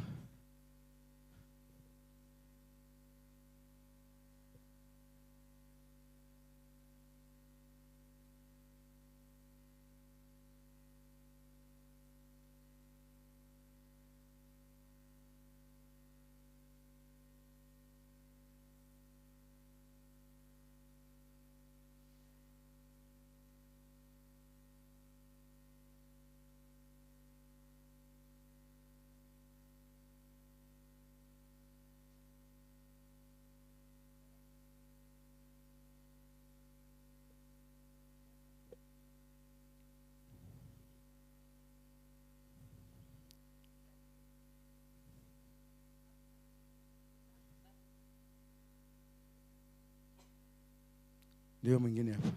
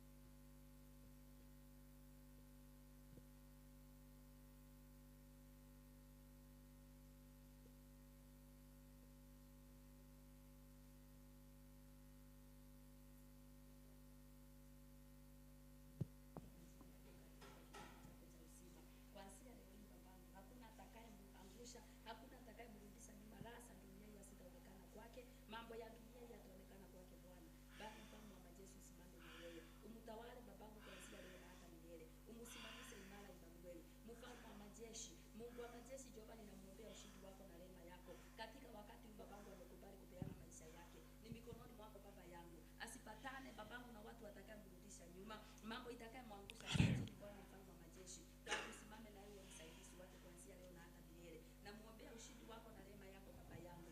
Mfalme mwema, huyu atasimama imara, atalitukuza jina lako, atakuwa Bwana mfalme wa majeshi, Jehova Mungu wa amani, Jehova mtumishi wako, atahubiri kote duniani, ataokoa wengi babangu kupitia nguvu zako. Wache ushindi wako babangu na rehema yako yapatane na yeye kuanzia leo na hata milele. Amesimama mbele yako akiwa ameokoka, katika jina safi la Yesu Kristo tunaomba na kuamini. Amen. Let us pray, all of us. Tunaweza simama zote, even as we plead the blood of Jesus upon each one of us. Hallelujah. Father, in the name of Jesus, we give you all the honor and all the glory. Thank you for the mighty doing of your heart. Thank you for your power to set every captive free. As you promised us, Lord, that you shall set people free. We thank you for what you have done. In the name of Jesus, and upon each one of us, we plead the blood of Jesus. We plead the blood of Jesus, and we put an end to every counterattack spirit. In the name of Jesus, let everybody, let every spirit, let the soul of each one of us be under the shield of the fire of the Holy Spirit and the blood of Jesus, Almighty God. How much we pray, my Father, that you may assign upon each one of us angels of protection, oh my Father. In the name of Jesus, we thank you, oh Lord, for if it is you who has set us free, we are free indeed. We thank you, Father, for we thank you for your word that says that afflictions shall never come for a second time. In the name of Jesus, we thank you for each one of them. We speak the cover of the blood. We speak the blessings. We speak liberty. We seek freedom. We speak liberty in the Spirit of God. In the name of Jesus, we honor you, O Lord. Thank you for your doing. Thank you for your doing. Thank you for your doing. We honor you, my Father. We honor you, my God. Thank you for whatever you have done here. All the honor and all the glory belongeth unto you. In Jesus' name we pray. In Jesus' name we pray. Amen. Amen. Amen. Amen. May God bless you, all of you. In Jesus' name. Amen.